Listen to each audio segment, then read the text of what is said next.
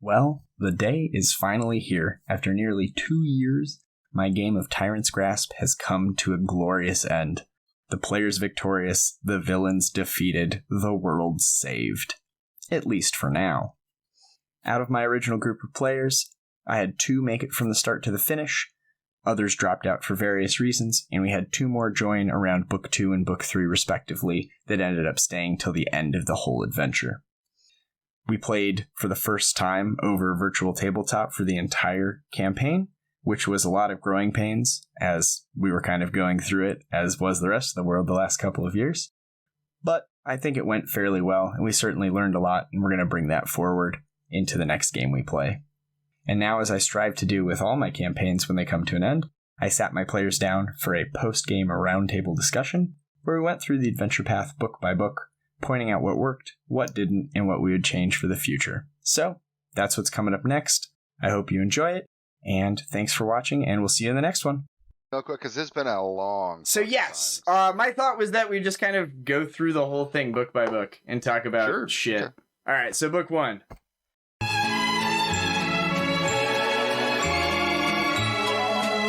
Tyrant's Grasp. Being The that this Dead was our Roads. first campaign, okay. So being that this was our first campaign in Pathfinder, and I didn't really know what was Garm's getting going his on, and snuggie. Ivy didn't really know what was going on, and we were playing with, I think, Rab and Flusk. God, I'm beginning? jealous. Garm, you look so comfortable. I'm comfy as shit, boy. being that was the beginning of the campaign, I think it was very cool to start in like the Shadowlands. Yeah, so that was my And, like, first walking thing, around. was like, Yeah. how do you guys like that? So every campaign needs like a hook. The generic is like, you meet at the inn. Some guy gives you a quest. You begin adventuring. How did you guys like how the adventure started with, spoilers? This whole thing is spoilers alert. But like, how did you guys like that you started dead and you had to figure out like what happened? As far as all of the other campaigns I've played, where there's always a level 1 through 3 bullshit. That's not largely tied to the rest of the campaign. And it's the same for this one, too. It's like you need a thing to get you hooked. I think this was a pretty good one. I liked that I didn't have to really explain why I cared about what we were doing, in that we were all... It was Yeah, natural. I was going We to were say, all dead. it forced you down this path where you're like, you're dead.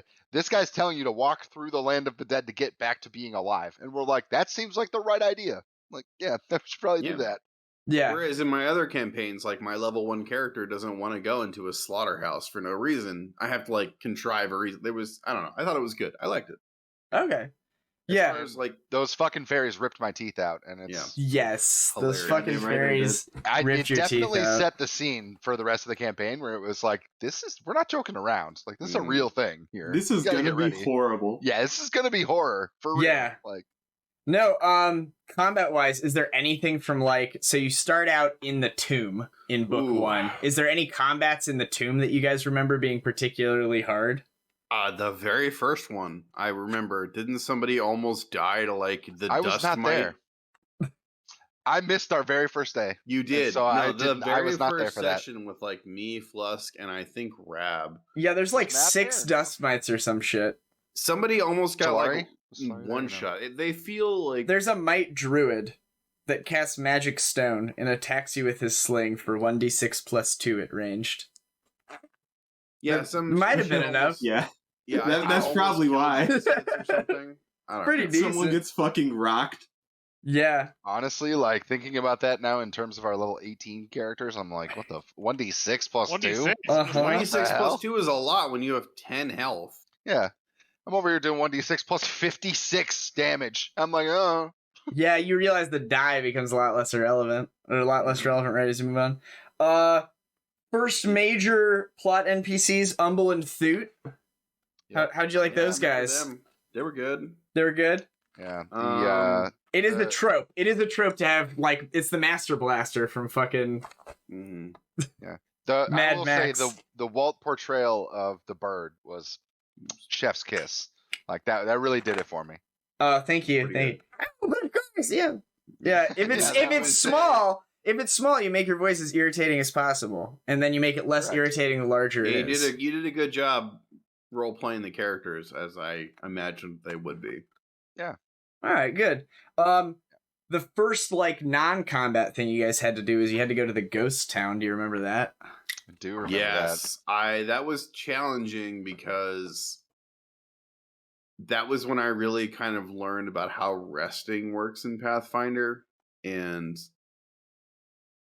like you're either resting or you're not, and there's not really like it's so different than 5e. You know what I mean? Yeah, you can take like a short rest, and that short rest can be you getting your stuff back while also like talking to that was when I was NPCs like, or oh, whatever. can we just take a short rest, like heal up? And you're like, there's no short rest. You're either resting or you're not.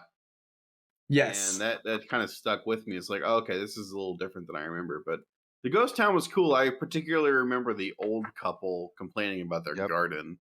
That's the later ghost town. So here's the weird part, right?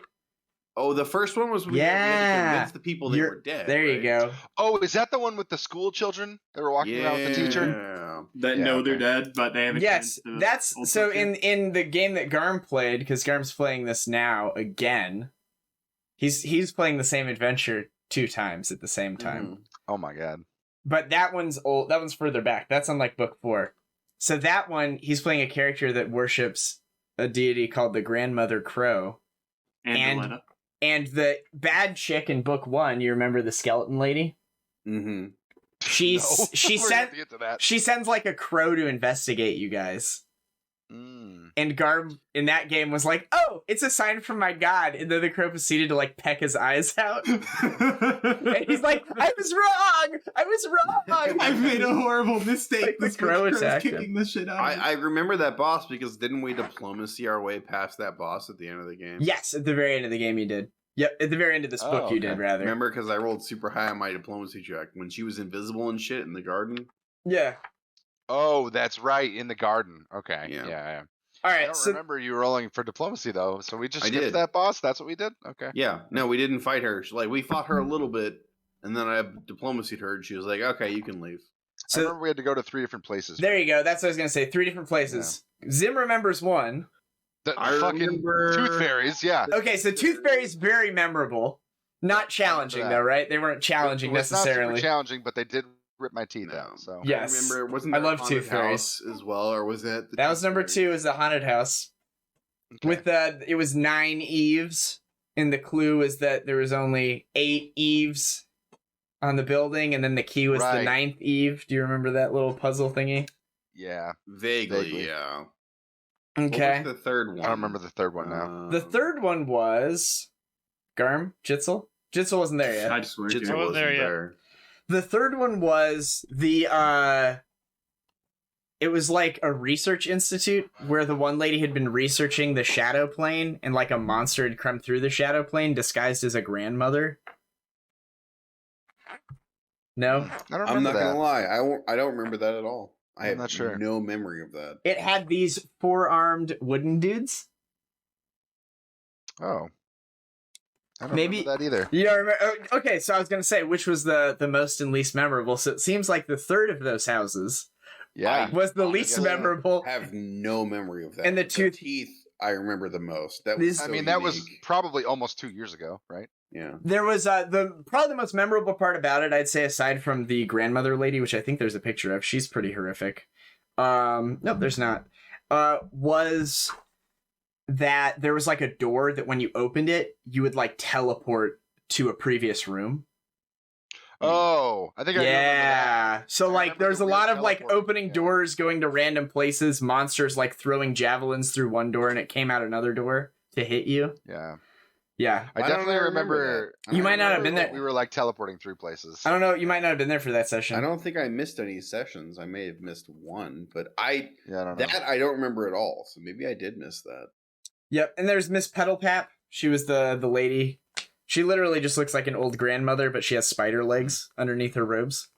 I feel like I would have remembered that. Oh, that's vaguely familiar. Yeah. The spider legs Darth under Maul. the robes. Yeah. Yeah, like Darth Maul. What? Is that like Darth Maul after he got lopped in half? That's canon, right? Yeah, that's canon. like Star Wars canon. Rebels. Or something. That's like the guy in Wild Wild West that goes around on like Clone little Wars. robotic legs. Oh, the Clone Wars. I Yeah. do remember the gloves of challenge, those like white gloves where you. Yeah. And Was I that book remember, two? I think it was the Whap tooth someone across boss the- where we was it the tooth boss where we smacked them and we challenged them to a fight. Was that in that one of those three things? I think that was book 2. I don't think remember that so? from. I don't remember that from the first book. Maybe it was though. I thought But that you was in do the first remember book. the end of this book fighting this lady. Yes, in Yep. the garden. Yeah, where she was McTenna? invisible. Yeah. Yep. Yeah, I remember that. She was challenging. Yeah, and then the way you got past her, Zim, was that she had a bunch of other like creatures in her employ, and you were able to convince each one of them that you like deserved to leave. And then when you went to talk to her, you had all of them with you. And they were like, yo, lady, we okay. shouldn't do this fight. And you like talked them out. Gotcha. Yeah, it was a diplomacy check. But yeah, That I remember. objectively, like from my perspective, oh, here's Miss Petalpat. It's in the back. Yep. Now, fuck Yep. that. Yep. I remember Don't that now. remember that at all. Yep, haunting my nightmares. Haunting my nightmares. Haunted my nightmares. Just Yes, like sir. Darth Maybe Maul. I did miss. And then that here section. is I don't the know, skeleton maybe. lady. Yep. McTenna. Yep. Yep. Okay, perfect. Yep. Remembering that. All right. Cursed dreams. And then this was the guy that you like talked to convince. He was working in the gardens. Oh, okay. Yeah, He was like a gardener or whatever. But yeah, so like from my perspective, it's always like a coin flip whenever you take your players and you're like, this adventure starts with you having no agency. Welcome to a role-playing game where you can literally do anything you want. Except you can't. Right. You begin in a coffin. Do what you want. Oh, I imagine you want to get out. Oh, you're in the Deadlands. I imagine you want to leave. I don't know. like- As a You know what I veteran- mean?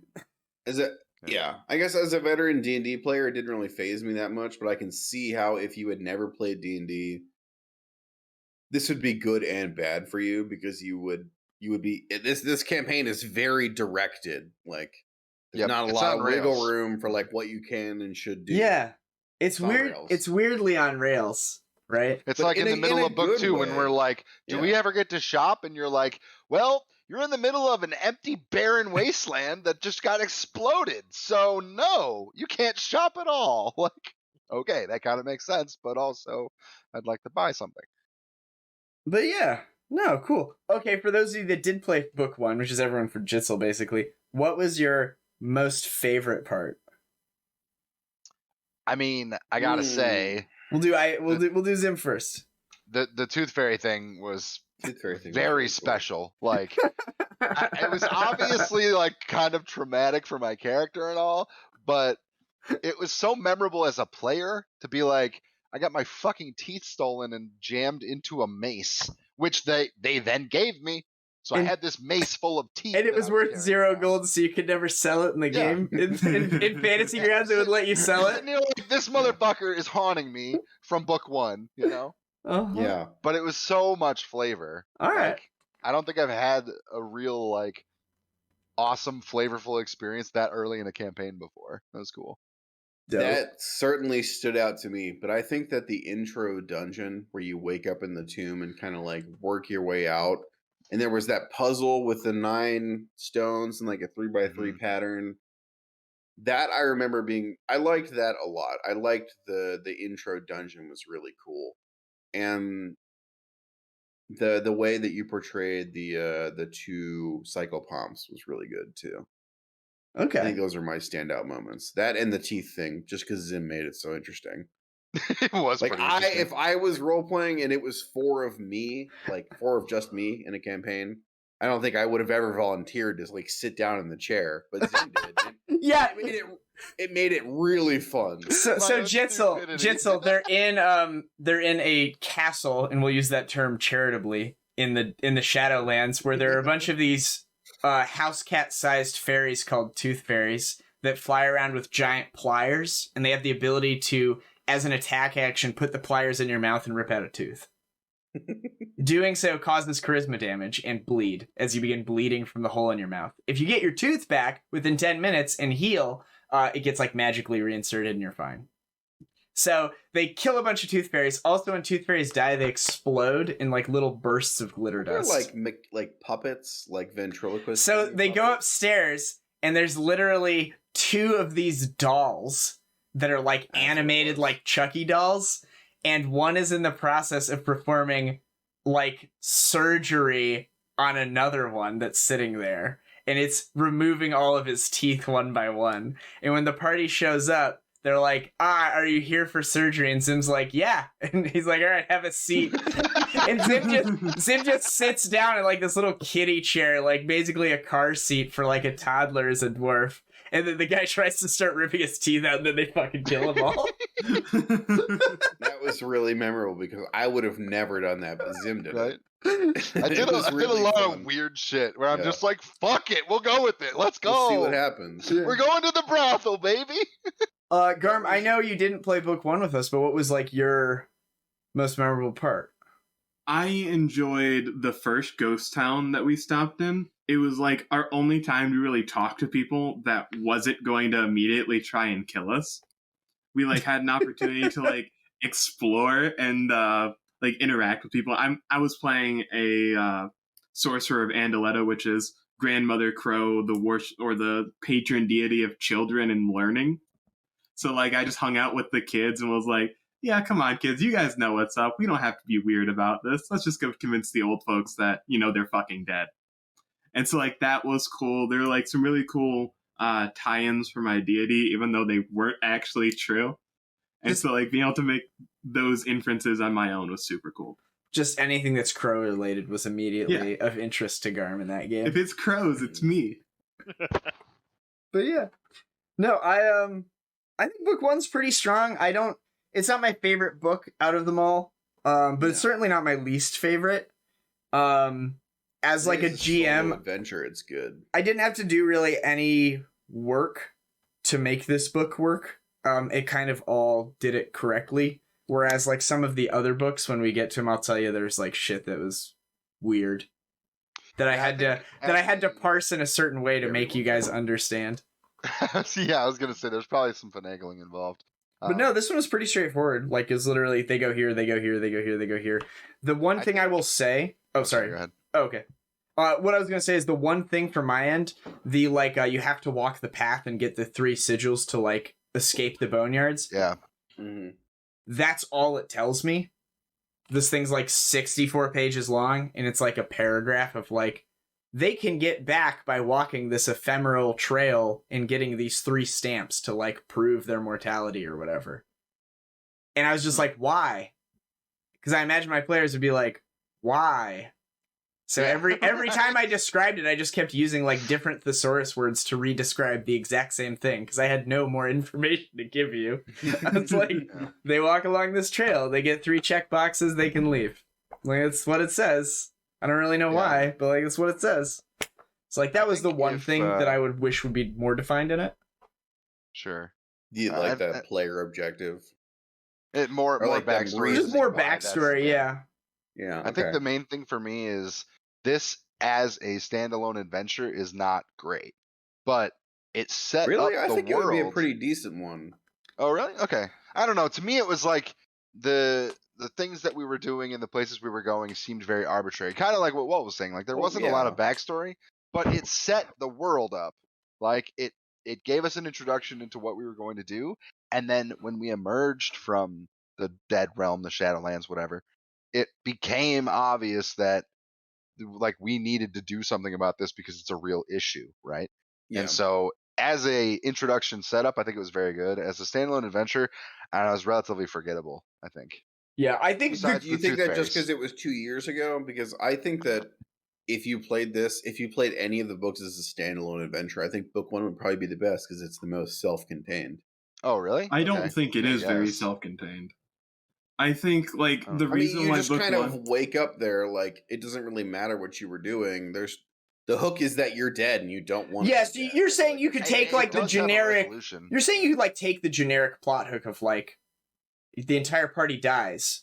Instead of it being a TPK in your campaign ending, modify this and run it. Yeah, I think that is a really kind of thing. Yeah. I think they could just slot in that way. And you're right in that the 3 locations you had to visit were completely arbitrary, but, like, if you have no frame of reference for what the boneyard should be, of course it's going to be arbitrary. I think book 5 also would fill the same role, because it's just, like, the players go somewhere in an instant. They don't have a way of getting home. They can like find a way to get home, and that could also be just like a little interlude if you wanted to use parts of it in like another campaign. That like trope or whatever. I will say the coolest part about this was that it was in the Boneyard because they're like they wanted you to start in a, like obviously someone who was writing this was like they need to start in coffins, and then someone's like, but why? Because it's cool. What do you mean? And the answer, the answer is they're like, this realm, which is the realm of the dead, has a carbon copy of every graveyard in existence. That's why you started in that tomb, was because that was the tomb of the town you died in. So everyone starts in that tomb. So like, that's why it was really cool, because it was like, you got to explore this thing, and you're like, this is weird, and you didn't know you were in the Boneyard for like the first couple of sessions. You were like, I guess I got really drunk and just woke up in the graveyard outside of town. I'll climb up the few levels here and get out of here. These creatures like aren't kind of normal to be here. That's like an outsider. What's that doing here? And then you get outside and you're like, oh, we're not in Kansas anymore. The realization that we were dead was really cool. I think that especially when you compare it to other kind of like, I don't want to say intro quests, but almost every campaign, like levels 1 through 3 are largely irrelevant to the main story. It's like, this was a really cool one, as all the other campaigns I've had were like, they were kind of boring. It was just like, we need to mechanically get you to level 3 before we can start the interesting stuff. But this was the training wheels. Yeah, it's the tutorial. Was an interesting training montage, and that's why I think it was really good. I just don't think it got interesting until we got to like book 4-ish. Like all the stuff that was like set up, like books 2 and 3, it didn't really feel like it contributed to the story. Then, like, yeah, you're thinking like until we got to Vigil. I was about, and this is a great segue to book 2, which I think is the most forgettable book. I was gonna say I don't remember. It kind of sucked. We should do a ranking system at the end and like rank the books as we want. But yeah, I would say book 2 is probably at the bottom. Yeah, so end of book 1, one of Pharasma, who's the god of the dead, one of her like personal aides, basically a CR25 outsider, who's known as the Passage. He escorts you back to the land of the living. He gives you a bit of his cloak. That's how you guys all had +2 cloaks of resistance. And you go to book 2.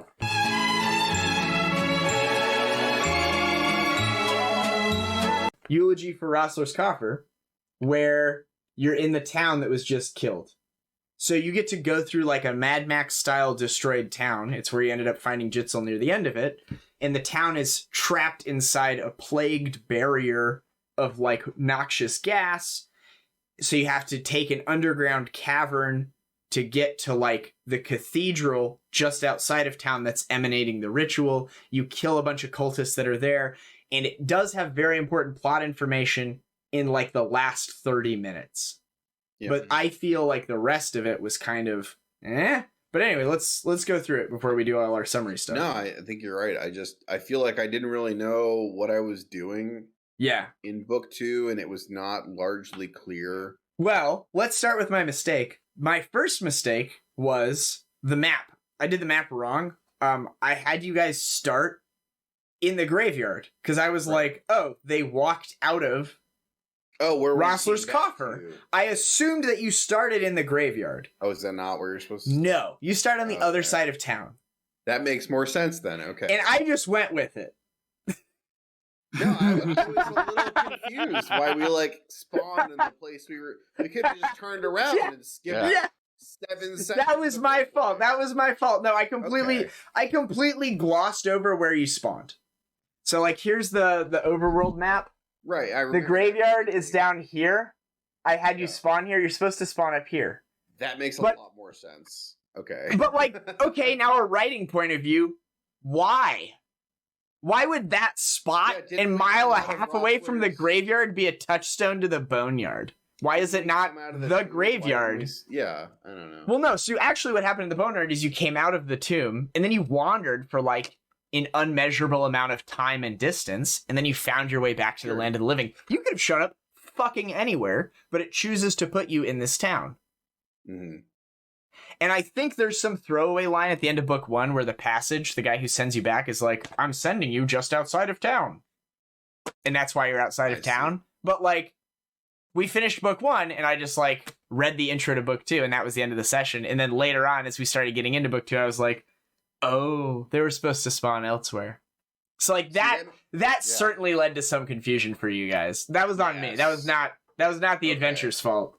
Though I will say it's the adventure's fault that it doesn't just spawn you in the graveyard. This is the book where we had to go and like walk through the town, and we found the guy who was hiding in the trees. Yes. Okay, I sort of remember this. Yeah. And we used the Force Pearl. So we couldn't get into the grave, like Roslar's grave or whatever, which is how we were supposed to get out, right? Yes, and the reason so for we had that to do something to get to that. There was a big enemy there. The reason for that was there was a entity there who was this. This is the artist representation. It was the spirit of the city. Right. Okay. Basically, the spirit of the city, because the city also died, because all its residents died instantly, so the city died. So like the Oni, or not the Oni, like whatever the Shinto, you know how like in Magic and Kamigawa they're like the shrines, which are like the beings of place. The beings of this place had been slaughtered. So its ghost was there, and like it was kind of going through what its ghost town would be.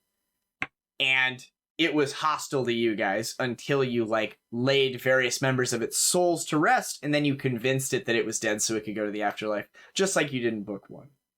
Right. But while you were adventuring through the city, you noticed that there were some cultists going around collecting various parts of people and like taking them to the cathedral outside of town. And all of these cultists had a brand on their hand that allowed them to pass through the barrier harmlessly. And if you tried to pass through it, you like took constitution damage until you died, because it was a permanent cloud kill effect. I specifically remember there was one encounter, I think it was in the southwest Urn-ish part of town, where Noggin like cut up a cultist and like threw them off a roof or hung them from a roof or something. Yeah, there's a Noggin tied his hands behind his back and then like kicked him off. Oh shit, I did that. You're right. Yeah, you did something like really evil. That was the first time when I was like, Arazni might have one.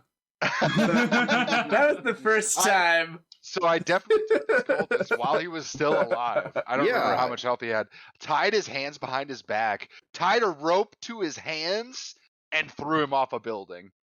Yeah, that was memorable because Zim is. And I was like, yeah, that was fucked. I'm the that baddie. book kind of like I remember we had to talk to. There was a shopkeeper we had to convince was dead. There's a shopkeeper, old man and woman we had to convince was dead. And their garden that was infested with this flower. And there was a bunch of school kids. The dead school kids. Yeah. Yep. Dancing on the tables. You also rescued a dude. Actually, this guy is on the cover. Jordian or something, right? Yeah. Archer. Django. Right? Django Fett. Django. Yeah. Whatever. Django Fett. From this I can't remember creature. his name. Yeah. He threw a force pearl at it, right? And like. No, you threw a force. I think Rab or someone threw it. Rab was gone after session. I think Flusk did it. Would have been Flusk. No, Rab was not gone after session 1. He lasted a little. He at least made it out of the tomb. The tomb. He didn't. I don't know if he made it all the way through no, book 1. Not even a little bit.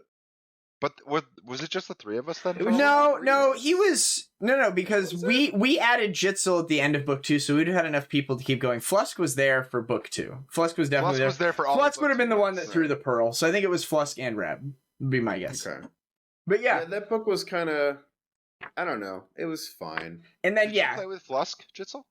I did a couple times, yes. Yeah, so I think Flusk stayed along longer than Rab. So we had Jitzel replace Rab when Rab left. Yeah. So yeah, you fixed the town, and this was before Jitzel joined. You guys went into the crypt again, but this time you went from top to bottom to find the secret passageway to leave. And then you explored the cathedral. I like that. Yeah. Yeah, it was interesting The that cathedral it mirrored book 1. Yeah, that was the cathedral. I remember we encountered. You remember some sweet creatures? Yes. I remember we fought a giant bone giant or something outside of the cathedral. Yeah. And that like almost fucking killed us. I remember the cloud kill trap in the cathedral. There was this thing in the cathedral. Yeah, didn't we just stealth and avoid all that shit? I was gonna say, I don't think we fought that guy. You did. You went upstairs. There were the 2 ladies that were torturing Jitzel. The cat. The psychic. Oh, you remember the That cats? Cats, yes. The He two was cats. my best friend. I don't know what the fuck you guys are talking He about. was your best friend. That's true. Yeah, it was where I Kinda pulled you charmed Ivy at the start before combat, and then the players kept trying to attack the cats, and they're like 15 feet up on bookshelves, and the cats were just like polymorphed evil, chaotic That was evil a creatures. very memorable section. I remember the cats like very specific. That was cool. Do you remember Gnorm in a crate? And that purple orb. That Do you was, remember like, this pulsing thing in the middle? fountain? The blood God. monster. No, but holy No. shit. I think I vaguely remember that. No. it's a really hard fight unless you take the genie bottle that's in the. Oh, that's right. Yeah. Yeah. You just put it back in the We had genie bottle, We had the genie bottle. You remember it like and then here are the cats. in the northern. There's the cat, yeah. In the Some good northern cats. part of the cathedral, there was that Cats. fountain, and you had just Mhm. found some. I think it was the boots of Spider Walk or something, and you were like walking on walls and fighting Oh, this thing. okay. Yeah, And we had that That's right. MacGuffin that made it super easy. true. I remember that. That was cool. So then on the upstairs level, which is this map, Yep. I remember that map Remember specifically. that map. That's where we found Jitzel. these were these In the these two bottom rooms are right mirrored. Yeah, Jitzel was down here in the bottom right being tortured. Up here, you remember that couch that was all fucked up because the resident of that room was this porcupine Yes. lady. Oh my god, the porcupine Yep. bitch. Fucked us Fine up. lady. And then Yeah, because we're two melee classes, and we're just like, oh, this hurts. And then- Ow. and then do you remember the big meeting with your zombie selves? Yeah. Oh I remember that. yeah, That the was cool. zombie selves. Yeah, Jitzel was like, "Who are these people? They have zombies of themselves. That's Cool. weird." Yeah, and then this was the antagonist or whatever of that book. Mm-hmm. Yep. But no, okay, so that's kind of the overview. Well, Garm, let's start with you. You played through book 2 with I Steve, right? don't think I actually made it to any of these sessions, or else I completely don't remember them. You were not With- there. no, with for us. Steve's game. No. Yeah, I don't remember any of this. It's Okay. This book None is of this quite has struck a forgettable. chord. All right. We'll start with Ivy then. Ivy, what is your least favorite and most favorite part of this book? Oh, you know, I don't know if I have a specific thing. It was all just kind of It Didn't even have a favorite part. It was just like I think my F6. Get to the next my, book. my favorite, yeah, it was like my favorite part. This guy had was probably DGOs. meeting Jitzel because I was he's gonna say, Jitzel. yeah. And meeting a naked, oiled up gnome was hilarious. Why did I have oil on me now? I remember the cat specifically was really fun. I think as far as least favorite, I was just really like, I was confused a lot about what the goal of this book was. There was not a lot. It was like, you escaped the boneyard. Cool. Now what? And I didn't really understand what I was supposed to do and where I was supposed to go. Yeah, I guess the until we goal. had explored the whole city. Yeah, once you explore the city and you talk to Django Fett, or let me find his actual name. When you talk to that guy, Jando Par. I mean, come on, it's so Jando close. Par, yeah. When you Jando talk to Par. Yeah, Jando, think of that. he's like, yeah, if you want to leave, you're gonna have to deal with the cathedral. So basically, your quest is, if you want to leave, you got to deal with the cathedral. Right. Right. But guys you can picked up- stay you guys here if picked you up- want.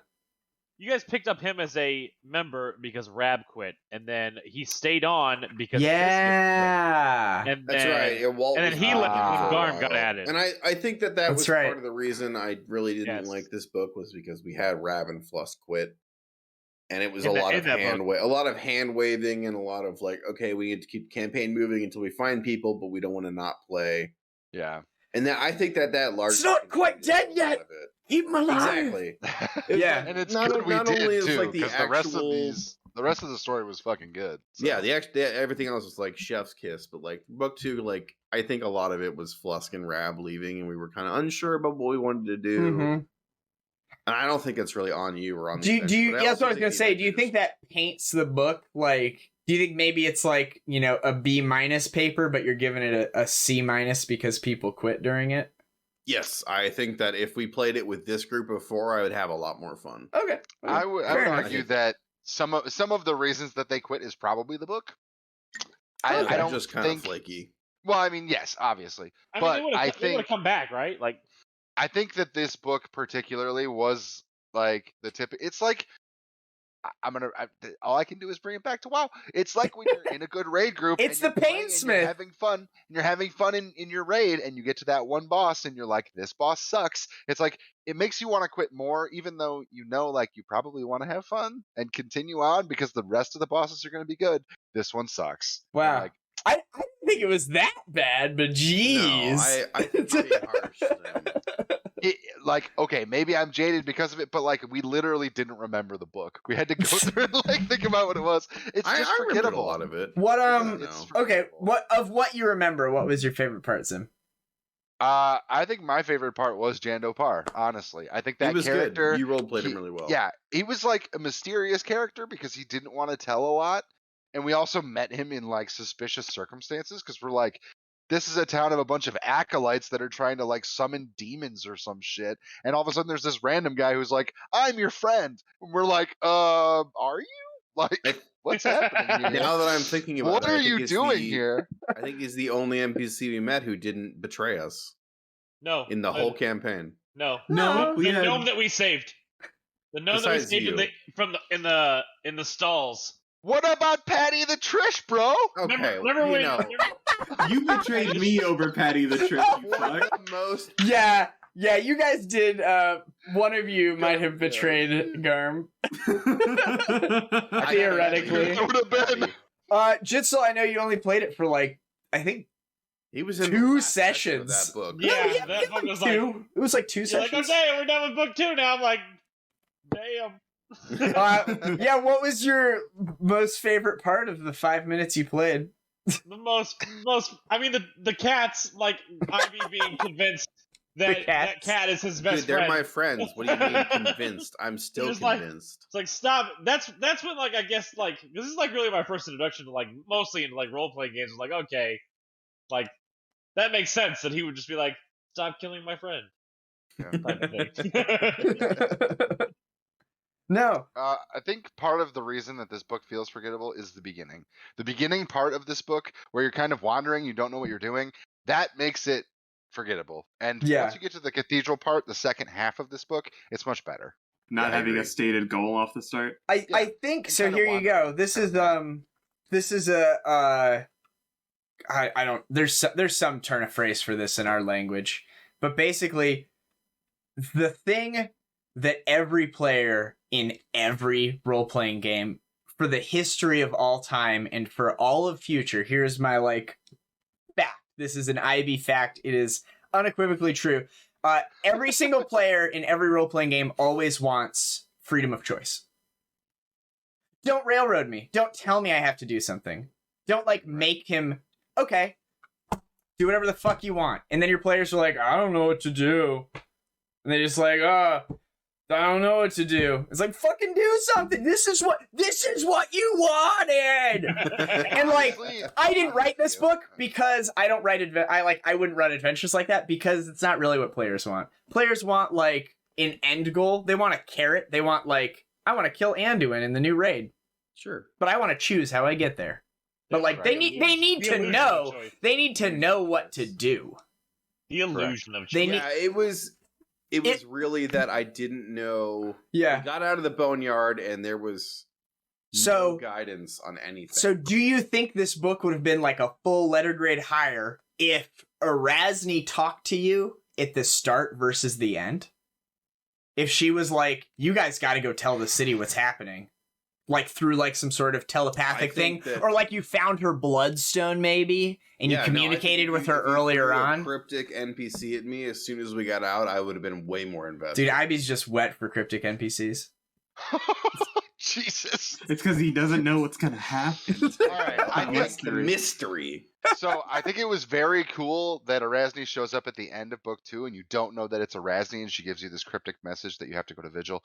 But yes, I think that something, even a little, Yeah, something. even if it was like a message, it wouldn't even have to be like a bloodstone. Yeah. Like maybe you just found like this parchment that just said like, oh, by the way, this is what you have to do. Signed the Wanderer or some random lady. Like, I don't know. And just like A super, breadcrumb. yeah, just something, just a little something to say like, this is what you have to do. And I think that might be why I like Jandok, because he kind of showed up and he was very like stoic and we didn't know if we could trust him. but also he was like, "This is what you have to do," and we're Yeah. like, "Oh, thanks." Yeah. Like, Yeah. No, I think my favorite part of this book is probably for the most part in all these adventures, I think my favorite part is going to be like the backstory and like tying stuff together. So certainly the end of this is better. Like the meeting Arazni thing is really cool. However, if you guys are ever GMing, it is super intimidating to try and roleplay a deity or like some larger than life figure. Like you're going to run the Avatar game. If you have to like roleplay any of like, you have to roleplay Firelord Ozai. yeah. Don't fuck up. Don't make your players like, I'm gonna pants the Fire Lord. Like, okay, I'll disintegrate him. Like the fuck, you know what I mean? Like it's a hard road to travel. So I like that. I also liked. So you guys knew that you were dead, and now you're like alive, whatever. But there's like it's not science because it's all bullshit for their universe, but like the scientific reason for that in Pathfinder terms is explained when you talk to the main bad guy at the end of the book, who's like the head cultist, because he's like, oh, here are your corpses. And you're like, oh, you made zombies that look like me. And he's like, no, these are your bodies. And you're like, what? Why are there two of us? And it's like, oh, because your bodies were destroyed, but your souls survived, and your souls regrew new bodies, which is like a very weird thing that none of you realizized. No, I don't think. And it's like, it's largely irrelevant, but it like explains it. But it like, it explains it in the like in-game science rules, which are all like bullshit magic rules. But anyway, yeah, we can do a ranking system at the end. But yeah, I agree. I will say that this book is the certainly second half of not book great. two, when we got to the cathedral, was like really good. That was a cool dungeon. Lots of cool stuff happened. Yeah. We learned a lot. And Found out about. We found some journal after we killed the last boss that I remember. Yep. That led us on the breadcrumbs. Yeah, and that's where it gives you the breadcrumb name Radiant Fire, which is very important for the rest of this thing. So like it had very good breadcrumb moments. And the one thing I will say to remind you is that I messed up at the start of this and had you spawn in the wrong location. So it kind of threw the first half of it into limbo. But anyway, book 3.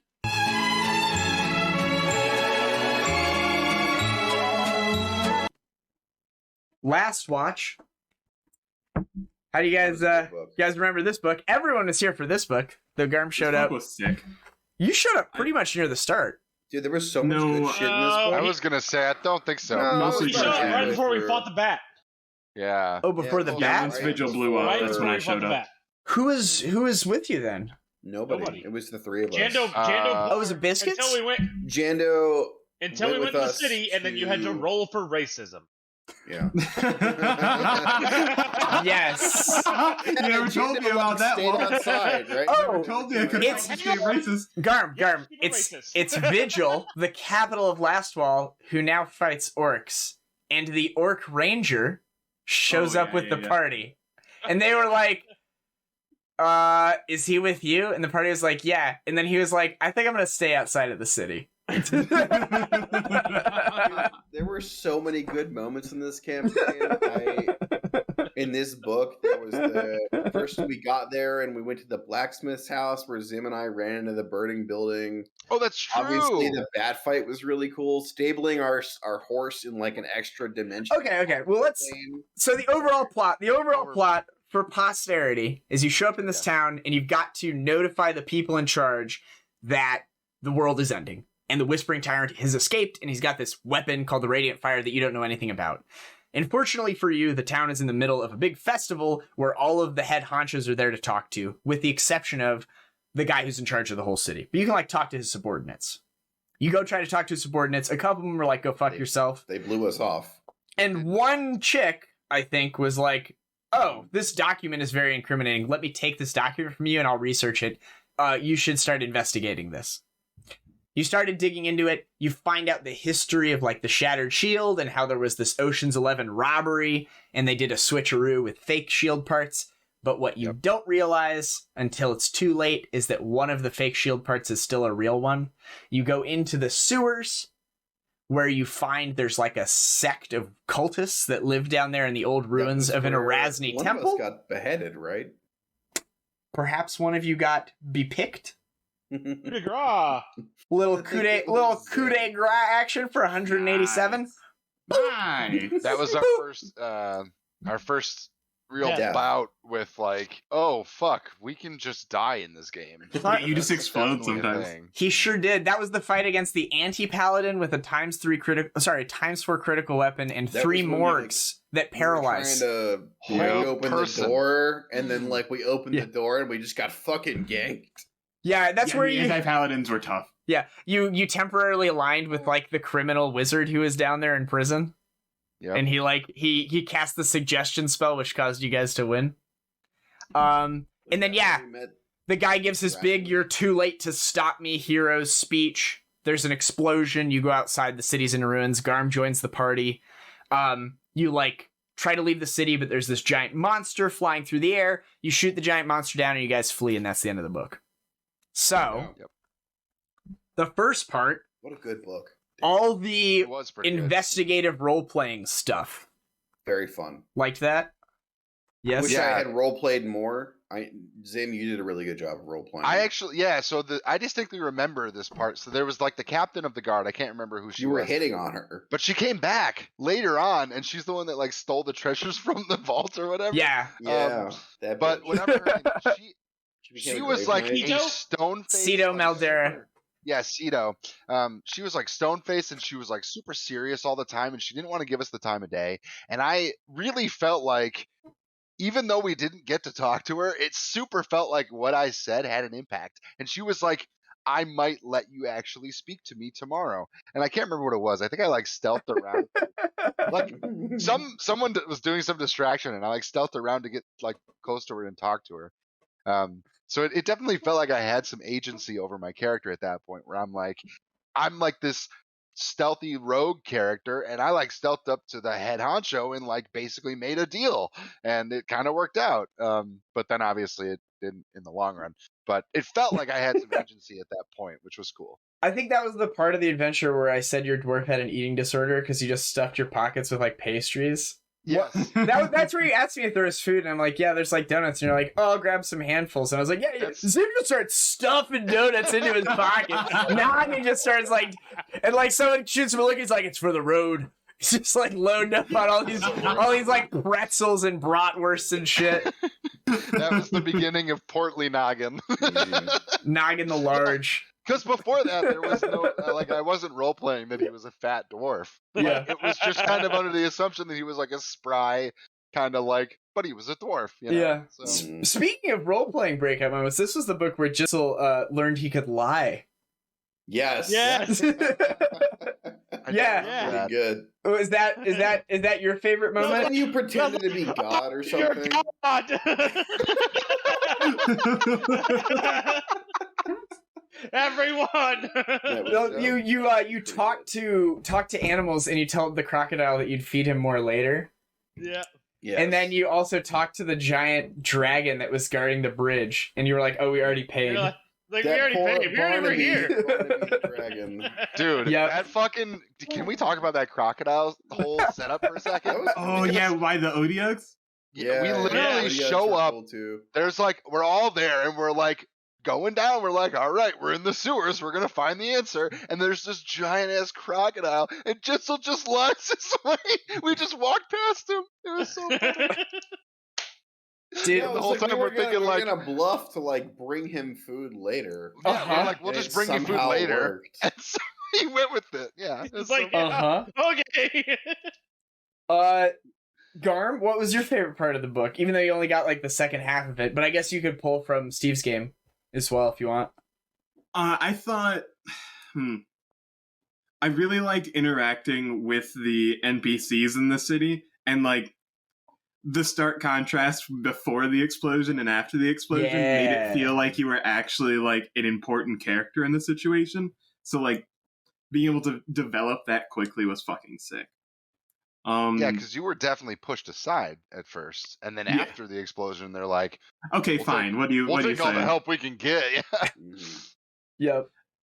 In this campaign specifically, I enjoyed that I kind of got a cheat in by like my character was a part of the city and doing stuff already. So like I had a reason to like vouch for you guys, and that was a cool way to like introduce myself and like tie between the two factions, if that makes sense.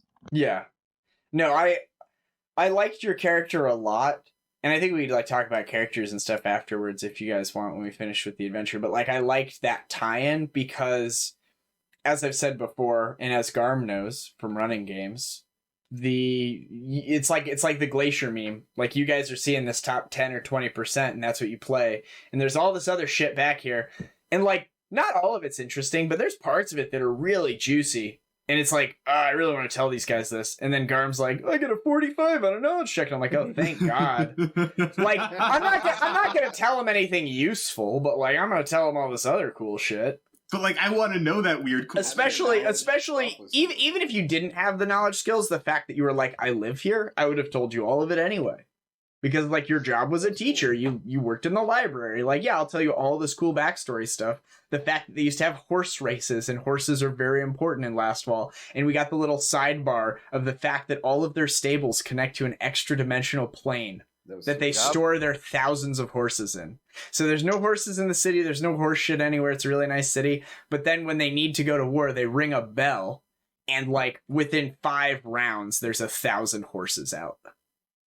And and all the paladins can fast mount. Like that's really cool. The downside is that when the city got destroyed, the access to that demiplane was lost. So there's just like a bunch of horses and presumably like stewards trapped in a pocket dimension with no way out. Coming back from. Yeah. So like that's a cool little sidebar thing. But no, I think that was it. What's everyone's least favorite part of this book?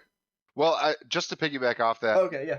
One thing you mentioned with like the background knowledge and everything, I think that was something that it was really good that we brought Garm in, because the three of us had not played Pathfinder.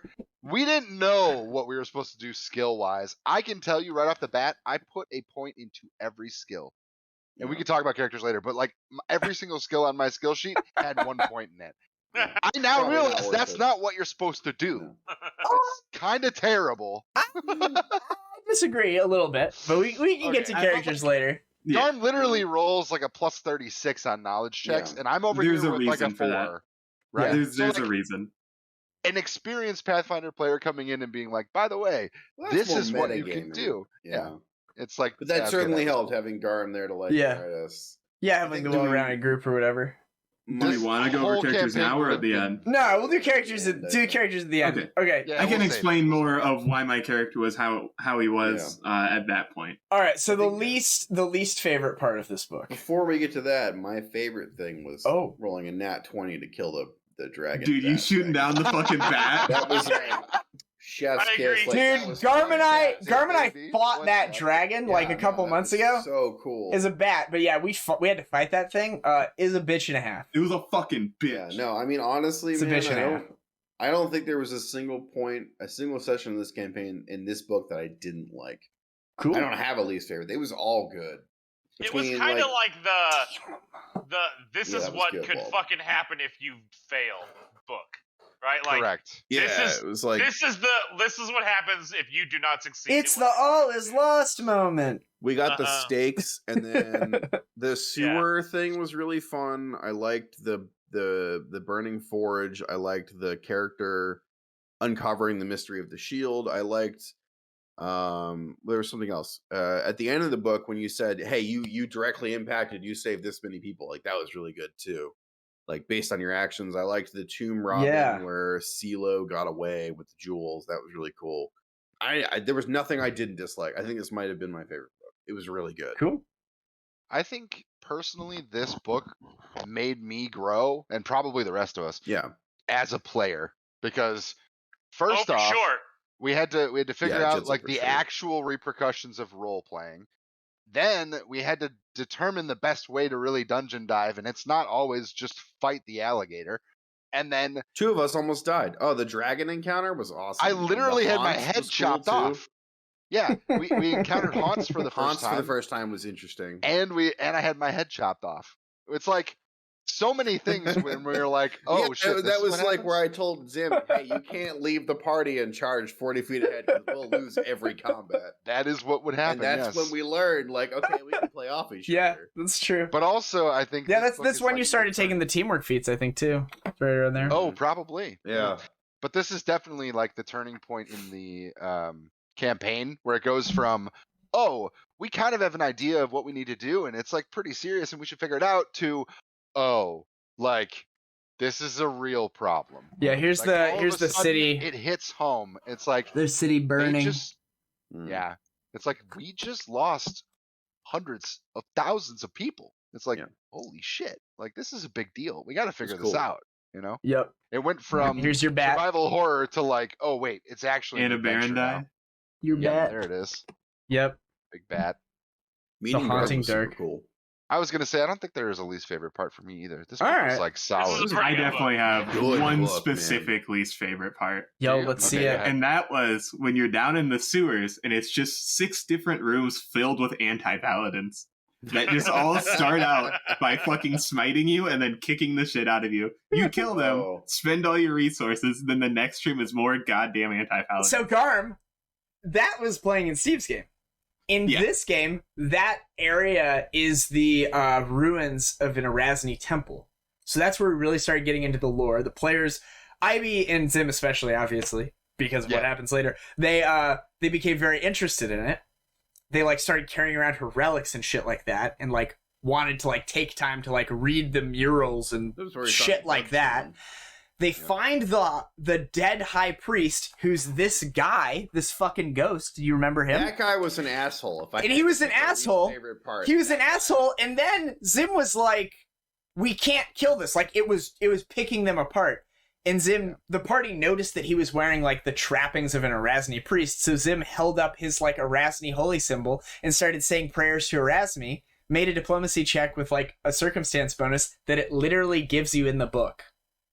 And then the guy was like, "Oh, I'm sorry, I didn't realize we worshipped the same god." You talking And about that ghost? who the kept ghost! hitting us? Yeah. That guy was an asshole. Dude, he was an asshole. And then Zim diplomacied him, and he was like, "I thought you were one of the anti-paladins." And you guys were like, "No, we're here to kill them." And he's like, "Oh, I'll help." So all those fights, Garm, he'll join your party. Holy shit. Yeah, they fought against... You remember you fight against the high priest of the... Yeah. Mhm. Yeah, he just killed her. Yeah. Yep. He just killed her and was like, "All right, my work here is done," and left. And the party's like, "Thanks." Yeah.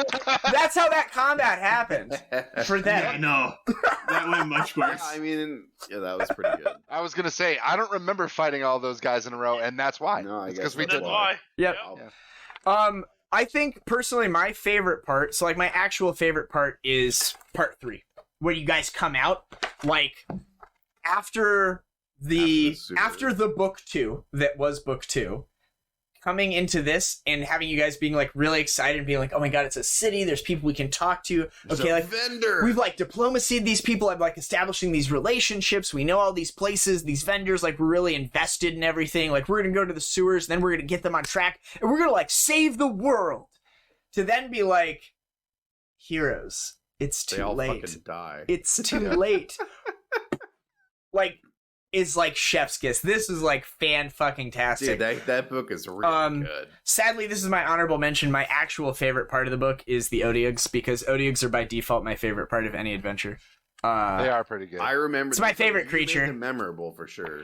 Yeah, True it's my favorite creature in all of Pathfinder. It is true neutral, but the descriptive text and the way they're like described by other NPCs is always like, "They're fucking monsters. They're hideous. They smell bad."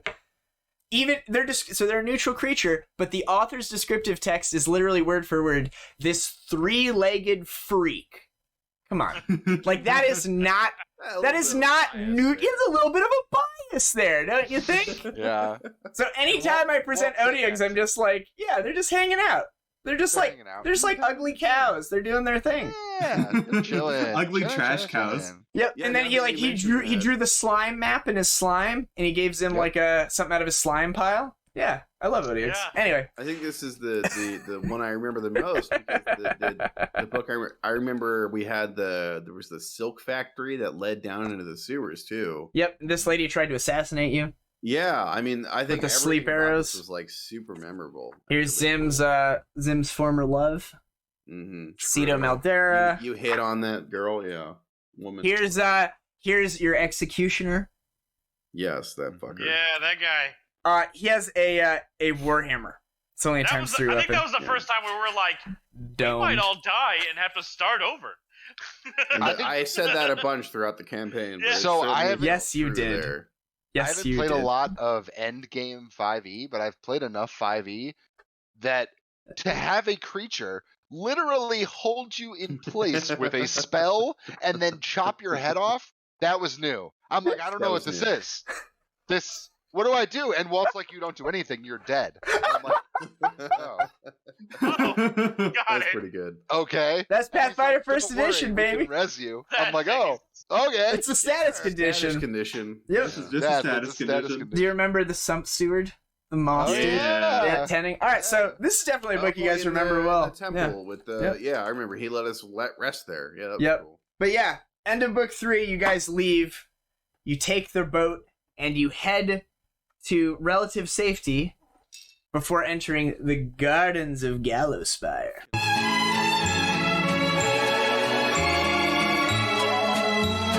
Book 4, Gardens of Gallowspire. The overview of this one is... Oh, look, there's a map at the start. It's got little explosions for all the cities that were destroyed. So Vigil gets destroyed.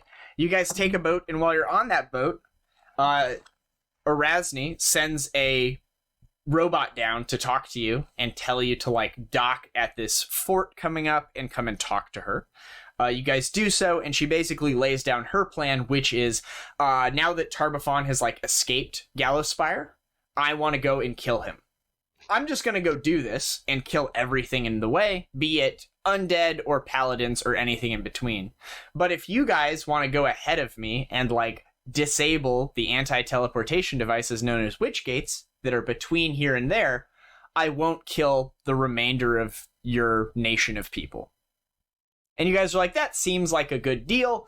So you go up there, you encounter the theme of this book. Was whatever you say, my queen. Yeah, the theme of this book, for what it's worth, it literally says so in a sidebar.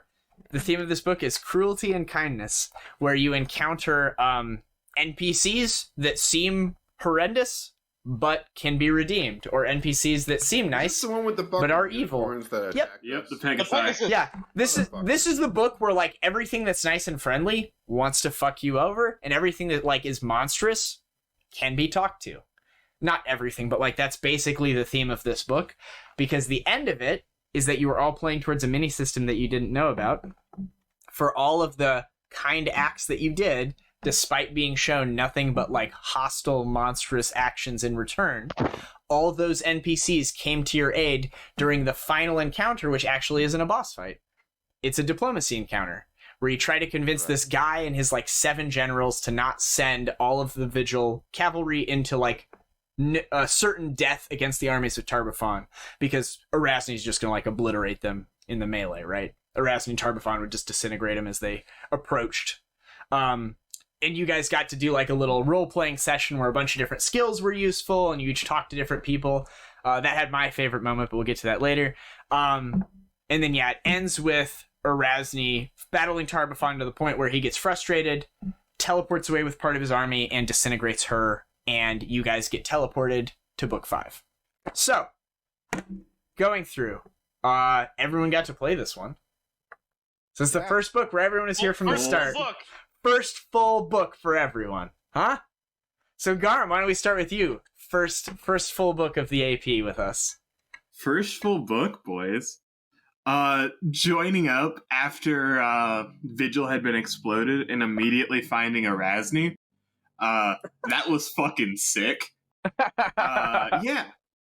I really enjoyed the traveling, specifically when we stopped at that fort that had the gnome that was weird. It was like half negative energy or whatever. My tidal wave of horse corpses. Yes, the horse. Was this the the horse thing. That was my favorite horse part. apocalypse? Yeah. My favorite part was asking if the wave of horse corpses was a living creature.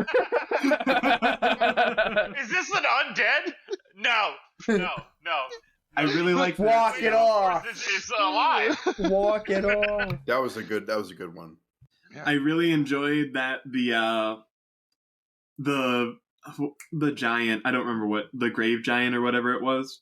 Oh yeah. That They we were like talked to. harvesting dead or something. Yeah, and we went, look, this is below our pay grade. We're on a mission. Let's just walk past this one. Yeah. And we just walked by, and like that paid off in the future. Like there were a lot of things in this book that like laid seeds for things, and that was fucking sick. Okay. Jitzel, Me. your second full book. Favorite parts, least favorite parts.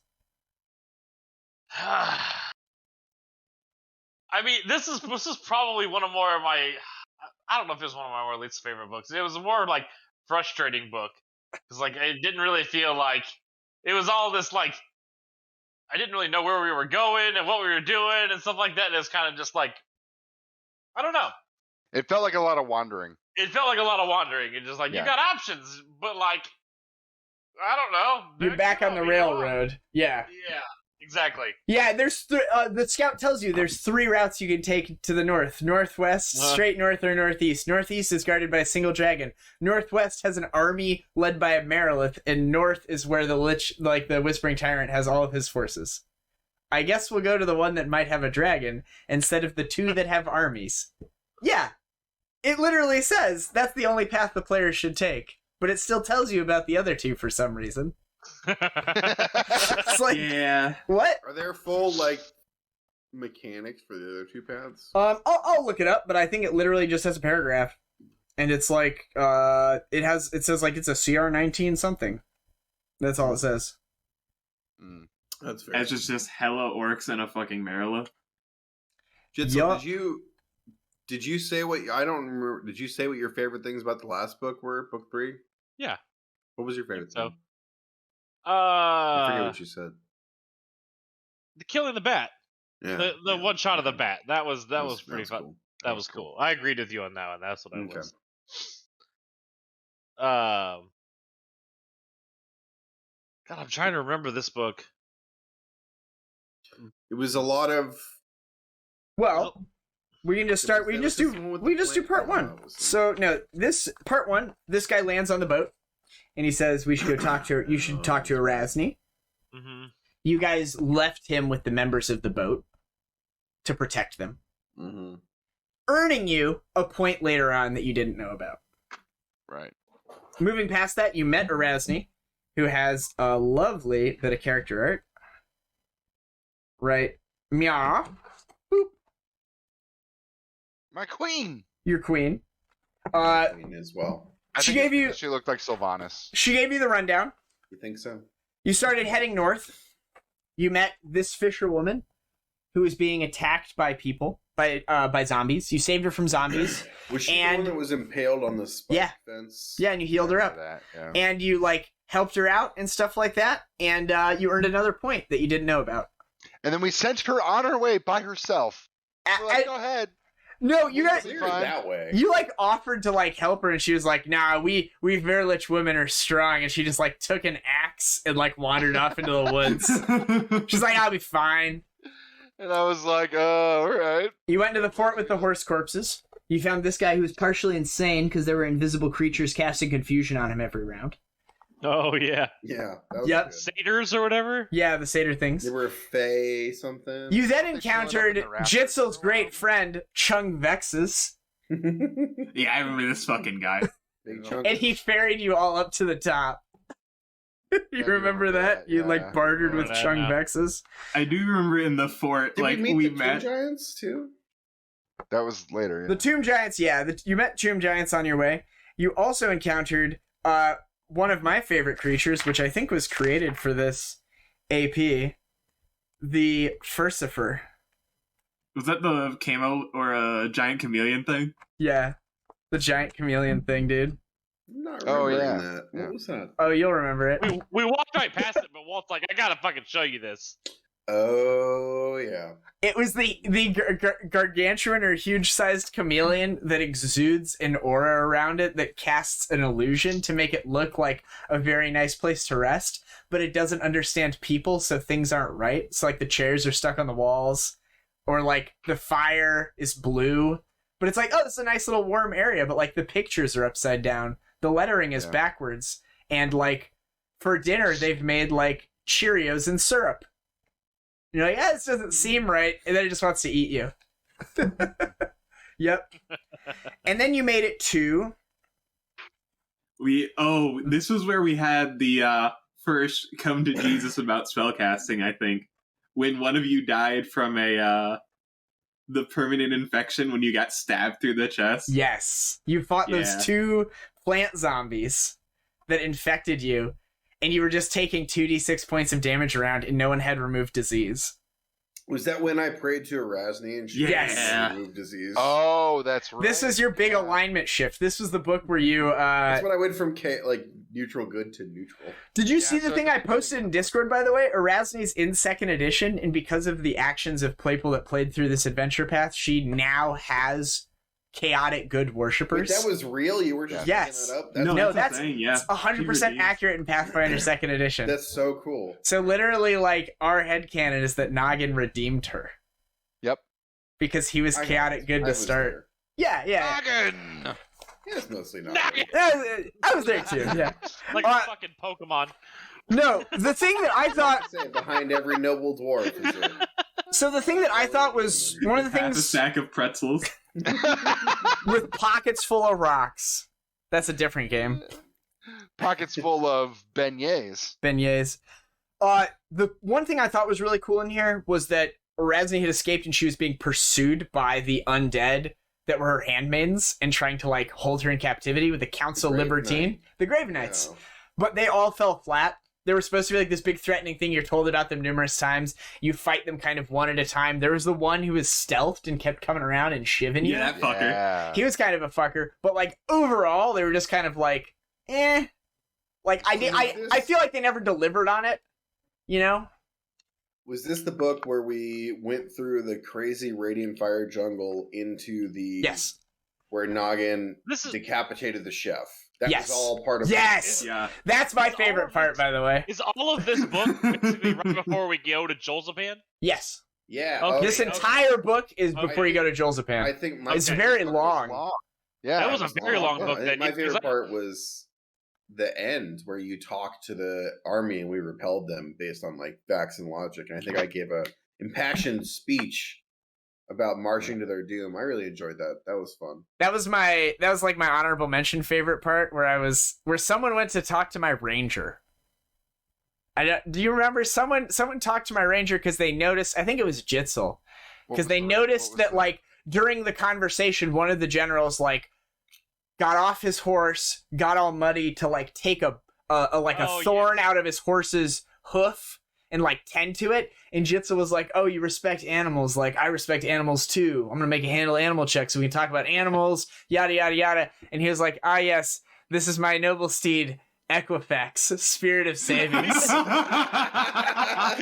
of Savings. I remember that. That was my favorite, like, off the cuff of the entire AP, I think, was Equifax, Spirit of Savings. So I was just channeling Shadowfax from fucking Lord of the Rings. Right? I was like, some other facts. But yeah, this is the adventure where you go through the dungeon, you meet these handmaidens. You talk to the handmaidens, you then go through, you fight the various creatures. There was this guy that Zim had a sweet time battling on the ceiling, while Jitzel fought against the webs. In one centipede. From that was hilarious because I cast invisibility, and then the other guy cast it, and you were like, Jitzel, you don't know what that guy said, but he just said whatever the fuck Hugo just said. That was pretty funny. He said exactly what he said. Like, oh. That was where we found the outsider who we like reminded could just plane shift, right? Yeah. Dude, that guy was sweet. Moment too. That was a great combat. Dude, that guy was dope. Down, he kept coming back up. We put him down. We're like, dude, you can just leave. Yep. Dude, that guy was. That was cool. I am free. That was a long. I expected him to like come back in the last like final fight, but he did not come back in the final fight. But he did come back when you were talking to the generals. Did he? Yeah, he was another one of your points. He like teleported back in and he was like, "These are the mortals that aided me. You would do why to listen to their counsel." And one of the generals, like the pious one, was like, "Yeah, we'll listen to them." It's a good call. It was just like an auto success for the religious general. Right. You also encountered Dwargo Heave and his merry men, and he quickly became Noggin's like favorite NPC of the adventure. Is he the one who gave the dwarven whatever to? Yeah, the belt of dwarven kind too. No, and I had weapon. the It was the hammer. Yeah. Yeah. No, you gave him the hammer. That was like one of my favorite, my memorable sessions too, where they had the one person in the party. So you've gone through this whole book where everyone's like stabbing you in the back all the time. There's all these haggard individuals, and you're like, I don't fucking trust any of them. Yeah. And the one guy who's the cook, who's the only one without any combative levels, is being possessed by a shadow demon. And the guy was already a little off, so he's just super weird the whole night. And then while Zim's on watch, he like stands up, picks up his butcher knife, and just walks in the direction of like Ivy or something. And Zim's like, "Yeah, I'll full attack him." Oh yeah, like a natural 20, a hit and a hit. I'll roll. Oh, I confirm. I'll be like, yeah, it looks like he's gonna drop after the first. I'm gonna keep them all. Yeah, like 130 damage. Yeah, you just like run him through. He's like hanging on your arm, limp on your body. I'll stab him 2 more times. He's like disemboweled. He's super dead. He continues like chuckling to himself lightly as you do this. Like, I'm gonna keep stabbing him. And then everyone wakes up and Dwargo's like, "No, the cook!" But then all of his men were also mind controlled, so then the combat started where his actions were like tackling people and like trying to take them off. So you weren't killing his friends. God. Yeah. That was a fantastic session. That was a great fight. Like, an aside for me as a game master, anytime I can make my players feel what Zim just felt, like that's chef's kiss. Whatever Zim's just like instant regret. Yeah. I should not have done that. I should not have this done guy, that. and I was so happy with myself. I was like, "Give me a panache," and Walt's like, "He's level 4." Not even. He's like a level 2 commoner. Like, not even. You get level no, 2. He's just some fucking guy. He's like, "You don't get panache back. You just eviscerated this man." You get nothing. You went down. There was like the bone level, where there was this cool bone dragon you guys one-rounded. That's right. That they wasted half a page of art on for a stat block. True. There was the stealth monkey. This fucking guy kept running around and shivving you. Down there too, right? That's Yep. the great night. Yeah, that guy. That's one of them. You also fought the brawler. You fought the brawler Grave Knight.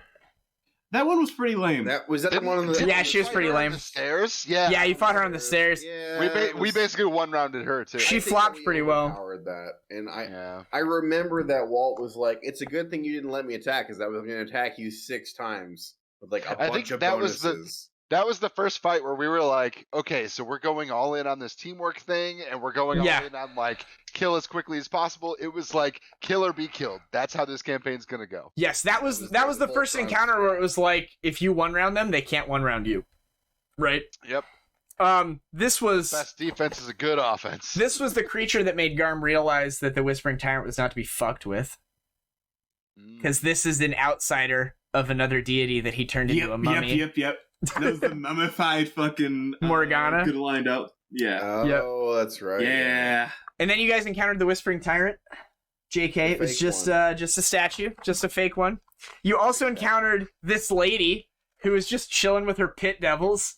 Yeah, she didn't give a shit about us. Oh, that was another one where you guys were like, "Let's not fight her." I remembered was we when we walked into the our way out of that with the triangle like pyramid in the middle, and the black obelisk. Guardians are like, one of us lies, and one of us always tells the truth. And they were both lying, and they fucking us. Yeah, dude. Like, dude, that was so good. That was the one where I was so. I'm like, I know this, guys. I know this riddle. I've done it before. I've done this riddle before. And I was like, I think about it, and I'm like, okay. Cereal, and then they fucking stab us. Yeah, I'm like, here's the question I'm gonna ask, and I ask the question, and Walt's like, sure. He says yes, and I'm like, okay, then it's definitely this one. And Walt's like, they both attack you. I don't know. They're both evil.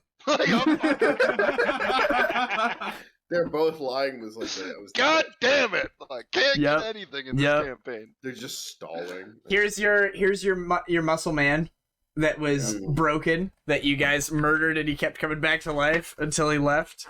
The outsider, yeah. And then convinced him to do his thing. Yeah. the battle of the two titans there at the end. But yeah, I've said like 3 things that are my favorite part. Does anyone else want to share what their favorite part was of this book? Seems like we liked this one. It was really this long. one was pretty good. It was really long. I think it dragged in a couple parts. A lot happened. Yeah, But it was I would good say overall. Yep. my favorite part, and Ivy kind of stole it, was the diplomacy check at the end. I feel like Who's the guy you were talking to?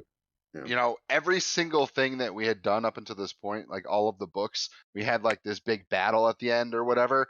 And in this sense, it was like, hey guys, you're not going to be fighting anything. Instead, try to save people. And we were like, this is kind of weird, but also like it's making us heroes, because before this, we were just killing things. And at a certain point, you're like, well, am I the bad guy? Like, we're fighting a lot of things. But yeah. You have been murdering quite a bit. Yeah. In this instance, we're like, okay, hey, give you the opportunity to actually save some people. But by far and away, my least favorite part of this book was how every single fucking person we encountered was evil and trying to kill us. And I'm like, this was definitely the time where we went from casual kind of fun to like, this is stressful. I don't know if I want to keep doing this. Yeah. Why is everybody in this game a cunt? And it was like every time we had a thought where we were like, okay, we can rest for a second. Walt's like, you're stabbed by the cook. And I'm like, fuck! Hey, the cook never It was got to so stab funny. anyone. Well, because at that point in the campaign, I was like, he's evil, I kill him. We're done. I don't have any choice. I'm Yeah. killing That people was now. after- This is what I do. For what it's worth, that is how I am with my characters as well. Like, if I was playing through this book and I was playing the barbarian I always play whenever I play a game, certainly we would have found these people and they would have been like, oh, we're like good aligned. And the paladin would have been like, we need to help them. And my barbarian would have been like, I'm going to draw a line on the ground. If any one of you crosses this line, I will kill you. And I would have just sat there and watched them. That is what I would have done. That's how I would have roleplayed the session. Be like, oh, okay, you do this. Walter, what are you doing in your turn? I'll be sharpening my sword looking at them. Does it look like they want to cross this line? That's all I care about. If they cross this line, notify me. And that was like, I think that was my least favorite part of the book, only because I started to get that feeling where I was like, yep, every single person's out to kill us. It's time to play super defense. And so even when Eirrik and like, even to an extent, Ivy was like, hey, like these people are good. We should talk to them. I'm like, nope. Yeah, I tried really hard to make you like Dwergo because I could feel you were like pulling in that direction. And it is like a theme in the AP that like the players shouldn't know which of the people they encounter are good or bad. And like, you know, they're all wolves in sheep clothing or sheeps in wolves clothing or like whatever. Yeah. Because like you encounter the evil lich and she works with you, and you encounter the good aligned people and they stab you in the back. You find Pegasus and they try to kill you. You find an undead gnome and he wants to help you. Like that's the whole theme of the book. It's like everything's flip flopped. Yeah, I guess I didn't really. And put and that you together. didn't always like follow the path of least resistance where you were like combat help. Sometimes you're just like, I'm just gonna keep killing shit. And that's fine, the book allows for it, but you guys did enough of the like, we will talk to those people that we know we shouldn't trust. We will talk with this lich. And it's like, it's hard and it's stressful, but you got rewarded for it at the end. And I definitely remember that there was another time where I think we were like holed up in that castle, which wasn't really a castle, and a party of like last wall knights show up. Oh, yeah. And they're like, hey, Was is after there we killed the anybody horse here? lady. And we're all like, fuck. And I was like so trusting at that point that I'm like, yeah, sure, Oh, you yeah. can talk to him. Yep, and they Well, let you, open the it's door like a and start serial talking to him. killer. And Yeah. then he fucking stabs us in the back. I'm like, this motherfucker. Yep, that one was shitty. That one was tough. I was like, that one's hard to stomach, yeah. But I mean, like, if I had to- that's what the book's trying to do, so. Oh yeah, and if I had to pick it another worked. time, because Ivy picked the end already. I think my other favorite part of this book was the fact that I got to Both picked the end. begin my my long extended journey into an Arazni simp. Mhm. So it was good to start here and continue that throughout the rest of my Noggin journey. Yeah. Does anyone have anything else they feel like they want to share about book 4? I felt like the Grave Knights were kind of meh. Yeah, I concur. That was my takeaway with them. They could have been done better, yeah. The setup for them was really cool, and they're like Yeah, the really setup was flavorfully strong, and then each one is just like kind of a letdown. Yeah. Yeah. I think I could have played them more aggressively and like had them run away maybe sooner, and then have you fight all of them or a couple of them at the same time. Because the last fight assassin was done really well. The last fight against the dude, like that was a hard fight for you guys. That was fucking difficult. Yeah. The magus and the assassin, and he had a couple of other things there as well. He died in that fight, right? The one where he got splayed out across the floor. I don't know. I kill a lot of you guys. It's like hard to keep track. Just racking up bodies. No, They did kill you a lot. You died until You like need to have have a death count in your next one. Next No, stream. is that the one where your brains got splayed out on the floor because he hit you with that mallet? Was that book 4? I think that was book 4. Book 4 was where I fucking actually died and Jitzel resed me. And we had to res you, yeah. Yeah. Because we had a bunch of negative levels going into book 5. Yep. Yeah. That sounds about right. It was mentioned too, but yeah, that was gonna be my least favorite thing. Was like, anytime there's a huge amount of open world exploration, it's always a recipe for Borne, because it's hard to make that exciting, which is a lot of times you're just like, even in movies, for what it's worth, unless you're doing a movie about traveling, like, oh, death on a train, okay, it's on a train, the scenery changes, but really it's on a train, whatever. If you're doing like, my main character moves to a new city, they send a second unit director to film that. Even the main director's not involved with that. And they just film cars driving, and they put some music to it, and it's 15 seconds long, and then we're in a new city. This was like 5 sessions of walking. Right. Like, it was a lot of the encapsulated encounters were like interesting, but it was like a weird daisy chain, and that's just kind of how open world travel is. And then they like ham fist it to you because you can't teleport. Right. Because like you can't teleport. That's the plot of the book. You have to like turn off the teleportation device. So. Which is such a dichotomy with book 6, where we're basically just like, oh, we need to go across the world. Oh, how do we do that? We spend 1,500 gold. Well, speaking of going across the world, book 5.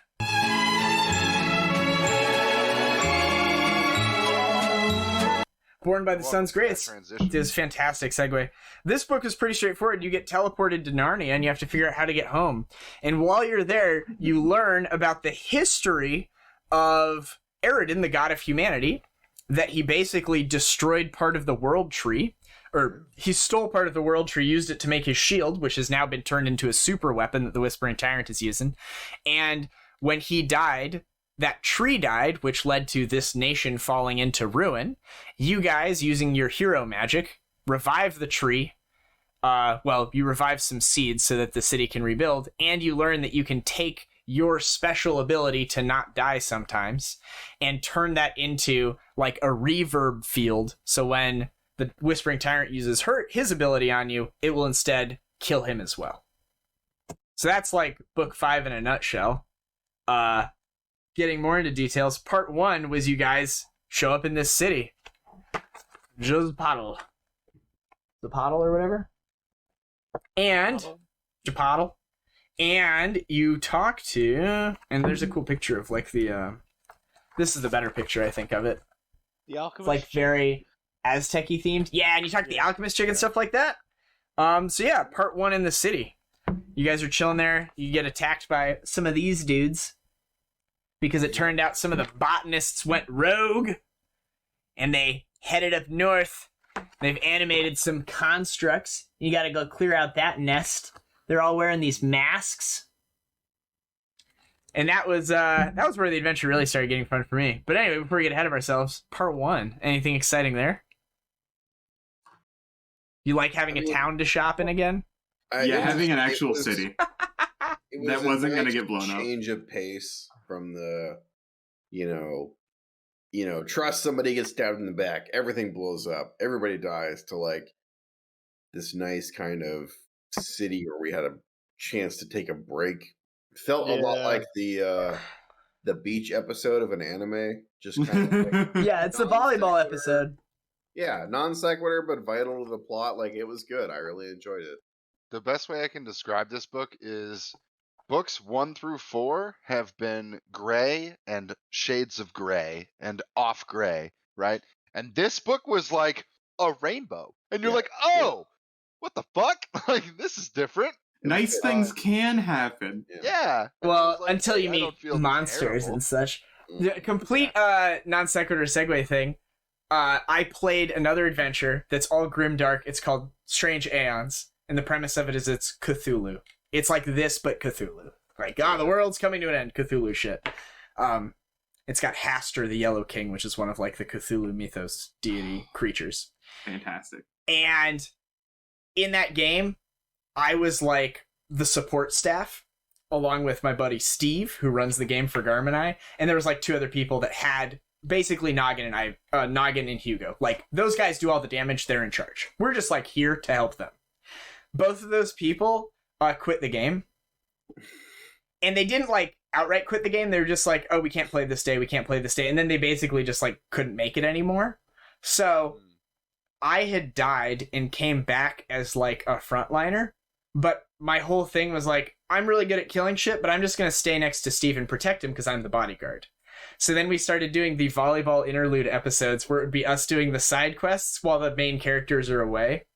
So whenever we'd meet an NPC, the NPC would be like, there's some plot stuff happening. This is a main quest. Go do this important stuff. We'd be like, whoa. We just work here. You're going to have to talk to Bob. He's the main character. We're just in the background. Like, I'll give him the message, but I'm not going to make any decisions.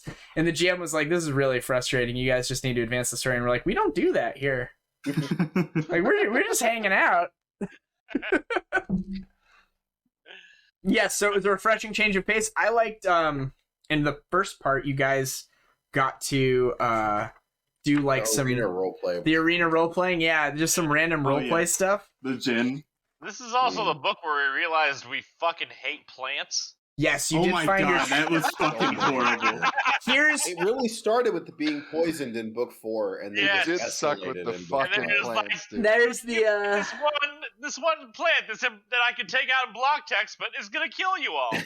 Yep, this is the plant. This is the succubus plant that Yep, ensorcelled everyone I one think by that was one. the only combat we ever left and lost was that fucking plant. It's like, fuck you then. We're Well, leaving. it's because we spent 4 books dealing with fighting undead. And so we're like, okay, we're ready. We're going to fight some undead. And then they're like, all right, here's some plants. Here's a There's sexy plants and plant. constructs. Get fucked. Yep, plants and My constructs. sexy plant. Bitch. I did like that when you get out of the city and you go to stop the botanists, that it just That was says cool. in a sidebar that like none of them are really evil. For each one the players don't kill and convince to leave, they get money when they get back to town. And I didn't tell you that, and you guys still chose not to kill any of them.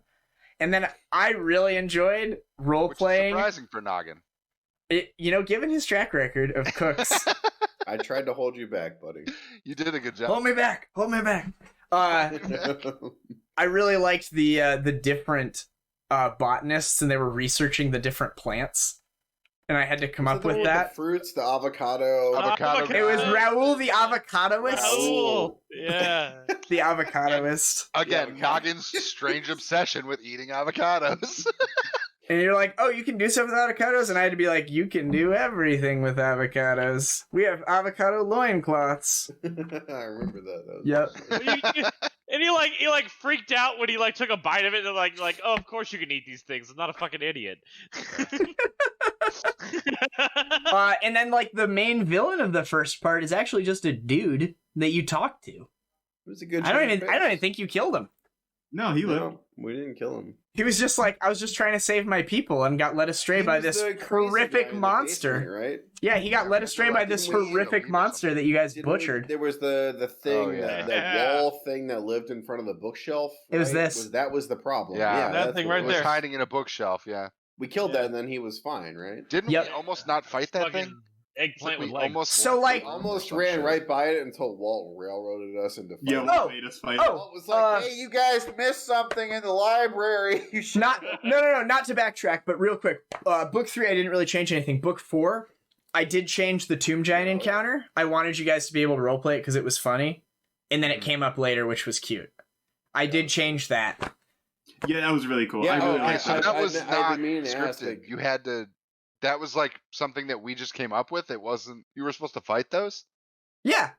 Oh, okay. Yeah. Yeah, there's just We but, walked right past him. but it's just like one tomb giant, which was like not a threat for you guys. So whenever an encounter's not a threat, I either don't run it or I try to make it a non-combat encounter. So I was like, oh, this will be a non-combat encounter. It's just a tomb giant selling body parts. That was my I did thesis wonder, statement, and then it was all ad-libbed.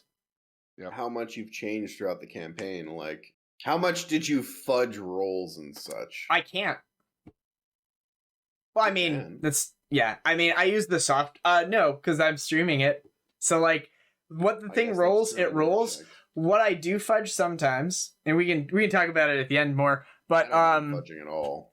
No, me neither. yeah, what I do fudge sometimes is, like, if you guys are gonna one round my monster,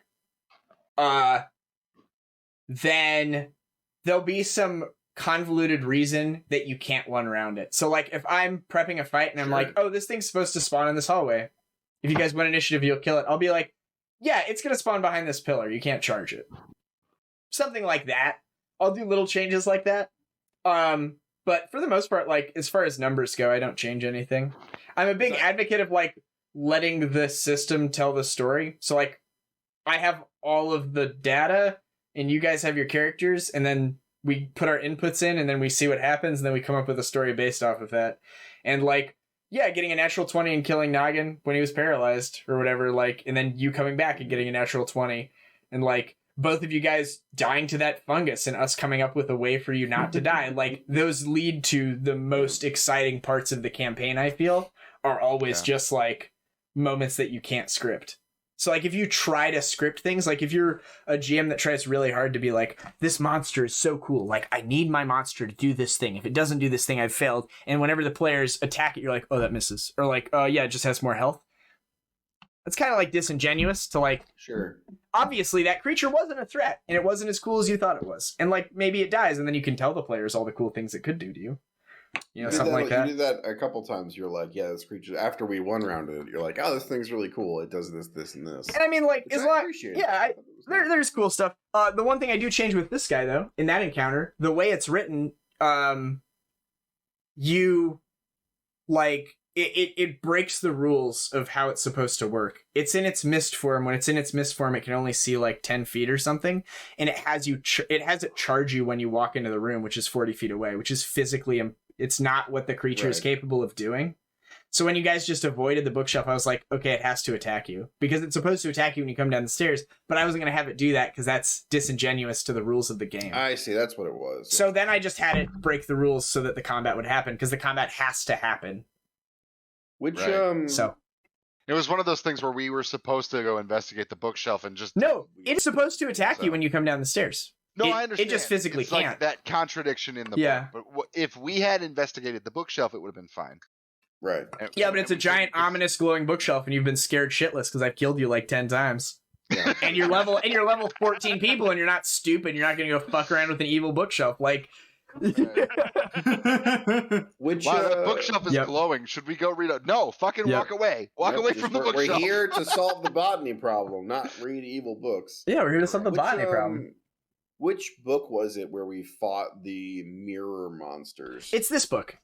In part 3, cool combat. In part 3, you guys head to this temple made out of star metal, which was erected by like the ancient gods and all that shit. You go through all the levels. This is where you fought this weird undead with a giant baby head. Yep. Yeah, Tiny Bones. You fight huge sized Tiny Bones. Bones. You encounter the hero of Zapotl that went with his crew to go defeat the bad guys and got slaughtered. You befriended him. Oh, no, I wasn't talking about that mirror. This guy. No, I was talking about there was a combat where we went and there was a hall of mirrors and there were like and they would walk out of the mirror. Yeah, it was us. Oh, sure. Yeah. Was that book? I thought it was a different... Well, it was in the Ziggurat place. It's a picture of a dude coming out of a mirror. Oh, okay. I thought it was earlier, but I guess I could be wrong. No, yeah. There may have been... that creature may have been present earlier as well. It's just like a creature it was type. Like book 1 or something. Like in the Boneyard, there was some mirror shit, but I guess I could be wrong. No. Dude, how'd you like fighting your first big dragon? That was cool. I enjoyed Istravek? He was pretty sweet. He was pretty solid, yeah. And then Miriana was like your main ally there. Book 5. How are we feeling? Like good parts, bad parts? Any takeaways? I really liked the plant that fucked you all over. Yeah. That was rough. I liked role playing it. That was my favorite part. Where you were like upside down. That was pretty good. I remember you aggressively rubbing your own nipples. I do remember that. Oh, adventurers! Oh, welcome to my boudoir, adventurers. That was pretty good. I need but a taste. The boudoir. I need to add The boudoir? something. We need Yes, to dear. append to the summary. Appendix. You forgot the whole part where the crisis in the town where City gets invaded. these three miraculous God. heroes ran to the aid while Noggin spent an evening in the brothel. Oh, yeah. Yes. Yes, you guys, that was good. Was that Noggin was the hero of the arena, so he was enjoying himself in the brothel, which later we find out to be a lie. No, I indeed did go to the brothel and spend the night there. He just took a nap. He just cowered in the corner. Bacon He nap. was probably just telling them how cool Arazni was, and they were like, oh my god, put the Bible away. This fucking guy. It's like when you This go to a fucking party guy. in college and you get there and you like have a beer, and so you're a little bit like, okay, I can talk to girls, and so you go and you sit down and then you explain fully about your Magic the Gathering collection. And she looks at you like you have a fucking plant growing out of your forehead. Oh my god. It's like that. That's how I imagine. Very specific. That's how I imagine Noggin's visit to the brothel went. He felt like really confident going in, and all these girls were like wanting to talk to him, and then he was just like foot in mouth. Yeah, Fantastic. That's pretty good. But yeah, any favorite moments that we didn't talk about? Least favorite moments? My favorite was probably interacting with the crazy dude. That's and good. like, because like that was the first like big bad that I really felt like we had a chance to like redeem, because he wasn't like really a bad guy. So like that was a really nice change. He was Zangief. Because he's a bad guy doesn't mean he's a bad guy. There was the evil dagger that we went and talked to. Oh, That was that thing, was a fun RP session. that, speaking of stuff that is not in the book, that was entirely random. That was Oh, cool. nice. That That was cool. It literally just says there's an evil dagger there. And it has like its I name, think- and then all of it was ad-libbed. I think my favorite part was going through the like inhabited botanist area, because we didn't have a whole lot of combat, and I tend to like the times where we don't have a bunch of combat and we have to kind of RP our way through it, and going through and talking to each individual person and kind of getting their like ideas and stuff like that, and trying to figure out what the right plan of action was. That was pretty cool. I specifically remember as we were walking through there was a door that we never opened in the campaign. It stayed closed because Walt was like, "There's some shit behind that door," and everybody in the area was like, "Yeah, don't go in that door." And so we were like, "Fine, we won't go in the door." And I'm pretty sure we should have gone in the door. Yeah, that room, we can look it up. That room had a Didn't you dead tell us what was horse. in there? Yeah, I mean, the dude tell you he was growing fungus in there, and there was like a wild fungus in there, and a bunch of destroyed shit. Yeah, it was That not. It was basically not a like- good room. Yeah, it was like the cabinet that you keep closed because it's got all your junk in it, and you're just like, "Please don't open that. You don't want to see in there." Yeah, that, Hazardous containment had an advanced corp load of CR-17. yeah. Yep. The door was locked. Disabled device DC 30 or UMD check to open the door. The room was designed for containing materials, plants, and animals. In one of his fits of irrational distrust, Unbara removed the lock cores from the door and placed them in the room. He then raised the room's temperature and tossed in several animal carcasses to encourage the plants to flourish within. As a final element, he changed the lock on the door. The resulting mess has led to the room becoming completely overgrown. Hidden among it is a corpse load, treasure. The only thing you missed. In addition to the keys, a greater monkey belt hangs on a hook behind the door. It's like plus to your dex, gives you a climb speed. Cool. So it would have been very useful for you. As you had 2 dex-based characters. True. Yeah. I Would've mean, I think my favorite thing we didn't really touch on too much about book 5 was, I mean, I kind of memed about it, but it was a nice change of pace from the doom and gloom Yeah. books, Yeah. 1 through 4. It's a palate cleanser. Before I knew, I don't think any of us got to Jolzapan and were like, okay, we got to go back at some point. We're in this. No, we were little- good to stay on vacation. Yeah, no, like, we were in this little like vacation interlude, and it was fun to like role play in an environment where people still had hope. I guess if that makes sense. Yeah, even though they were going through a recession, it was still Right, better than yeah, where it was you like- were. Right. And that was I'm pretty sure, I enjoyed that. Pretty sure at the end of the book, Walt was like, "Okay, we can go back now," and we were all like, "Do we have to? Like, we like it here." It's like, guys, your world I wanna is retire dying. in Do you want to help? Jolzapan. And we're like, Well, I I'm dead. guess. Shit. Oh. It's like in the Do Lord I of the gotta? Rings where we went to Rivendell and we're like, we could just stay here. Yeah, Mhm. Land of the Elves seems nice. But no, Mhm. go to Mordor, you fucking short piece of shit. Yes. Sadly, a vacation is only a vacation if you come home at some point. And you come home in book 6. I have a few more things. Ah, I you wanna son of a say. bitch! That was such a good segue. I know. That was, I just gotta fucking rip. No, it's fine. The know-it-all. Keep going. So Thanks, So, Eirrik. speaking of that, actually, in Oh post, yeah, the you lore just drop clip was it and like you just super move Yeah. it. the lore drop in this book was fucking fantastic. Yeah. I loved all of the weird ass lore we got to just hear about through this entire fucking game. Like, this book had the best lore out of everything else I've played for this adventure path. Which was great, because I couldn't do anything in combat for the first 4 parts of this fucking book. I was useless. Nice. No, that's fair. Yeah. And the cool thing too is that you're like, I have these huge bonuses to knowledge checks. I'll make like a knowledge history check of this. I'm like, do you have knowledge Zopodal history? And you're like, no. I'm like, you don't fucking know. You ain't from It gave around you- here. It gave us reason to like go out and explore and like interact with people and like slowly put things together. Like Mhm. that shit was really cool. Yeah, I do agree. I think learning about the history of like the Shattered Shield and that it was made from this tree, and this tree was like that Eridan bound his life force to this tree, so when he died, the tree died, and it's what made him a god. Like that sort of shit was really cool. And you're like, man, Eridan was kind of a dick. Yeah. Mhm. This is the book where you're Understand like, why he's oh, a neutral guy. Eridan was the villain of this story. Nobody here And likes Arazni him. Was the hero. Was Yeah. the hero. Yeah. That was really cool. Yeah, it was dope. Honestly, like as the first Pathfinder adventure I've ever played, this was a pretty good one because It there was pretty was a good. lot of lore dump, and I Yeah. feel like now going into the next adventure, I at least have a basis of knowledge Yeah. of some of the gods. Dude, let me tell you, there are Which is so 20 core deities in the Pathfinder, and then like probably 20 or 30 minor deities, and then a bunch of more secondary ones. Arazni is a minor deity, and Eridan is a dead deity, so he's not on either of those lists. Wow. So you have learned basically nothing about any of the core deities. Well, we learned a lot about how, like, All right. well, at least in the 6th book. But I mean, what I'm learned a saying lot is like about- that level of in-depth shit exists for all of those other core deities. That's cool. The reason why this AP was cool is because you got to learn it about these more minor ones. Nice. And there's not a And, lot like, that ones is that are- no there's not a lot that's known about Eridan. Like that was because the fun he's thing dead. for me. Yeah, that's why Garm was having a loregasm over there.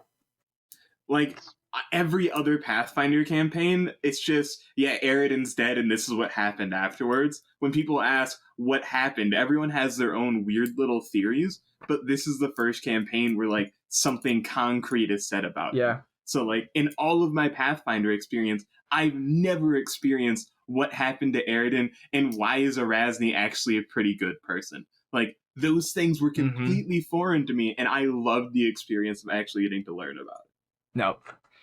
It's certainly very cool. And for the most part, the people who talked about Eridan are like, yeah, he's a good guy. And it's like, oh, there's 2 sides to every story. Yep. And like even the people there didn't like know what he had did. You guys were the ones that discovered exactly what he did. They just know that he like showed up and then like the tree died later. And they were like, yeah, he was kind of Yeah. a dick, but like we didn't know he did that. Now he's really a dick. What a jerk. Glad he's dead, or is he? Who knows? Yeah, he's dead. Spoilers. Segue. Book 6, Midwives to Death.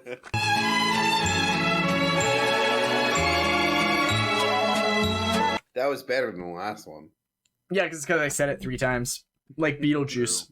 So in this one, you guys arrive to Vigil to find it not the place you left it. It has been completely destroyed. All of like the main points have been lost. There have been like some more detonations of the Radiant Fire. it's like a fucking wasteland. You slog your way through the wasteland. You find the last vestiges of humanity that are escaping on life rafts for Absalom, where the Whispering Tyrant is with his armies about to lay siege. And you guys go to a place that he conquered in Vigil, and he expended a lot of resources to control, which doesn't make any sense. So you assume there's something of tactical value there, and you go inside, and you discover there is tactical value here. It's his reserves. And you go through, and you kill off the generals of these reserves to stop them from leaving. You go through the portals to encounter Tarbathon back on the outskirts of Absalom in a place called the Cairnlands, and you goad him into using the Radiant Fire on you, thus leading to his own destruction and saving existence, though killing yourselves in the process. So part 1 of this, you guys returned, you saw this chick, and she sent you on your mission. You met this guy who's not Durgo Heave, but he's the teleport specialist. You remember him?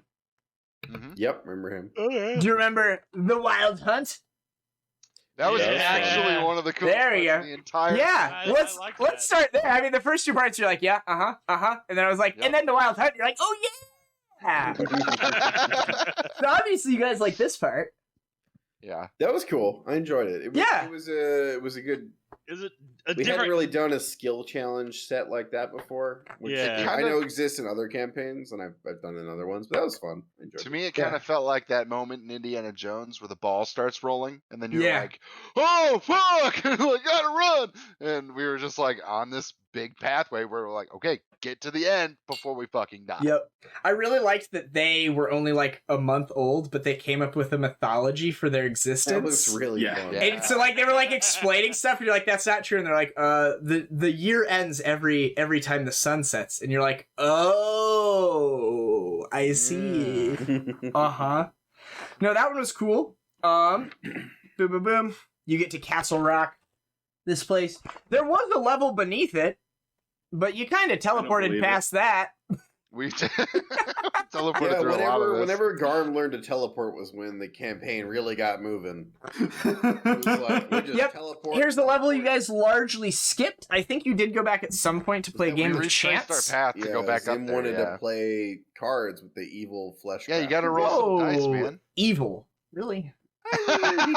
Literally took his he literally took his pound of flesh. It was 40. Evil, It was really? 40 pounds of flesh. It was 40 I was pounds It of was gonna a say, giant. giant proportion, Don't you know? cheapen the man. He Here's won that the fair tomb and square. giant guy that you're supposed to fight, but because you encountered a tomb giant before, I was like, oh, they'll totally just be her His in this wife. room.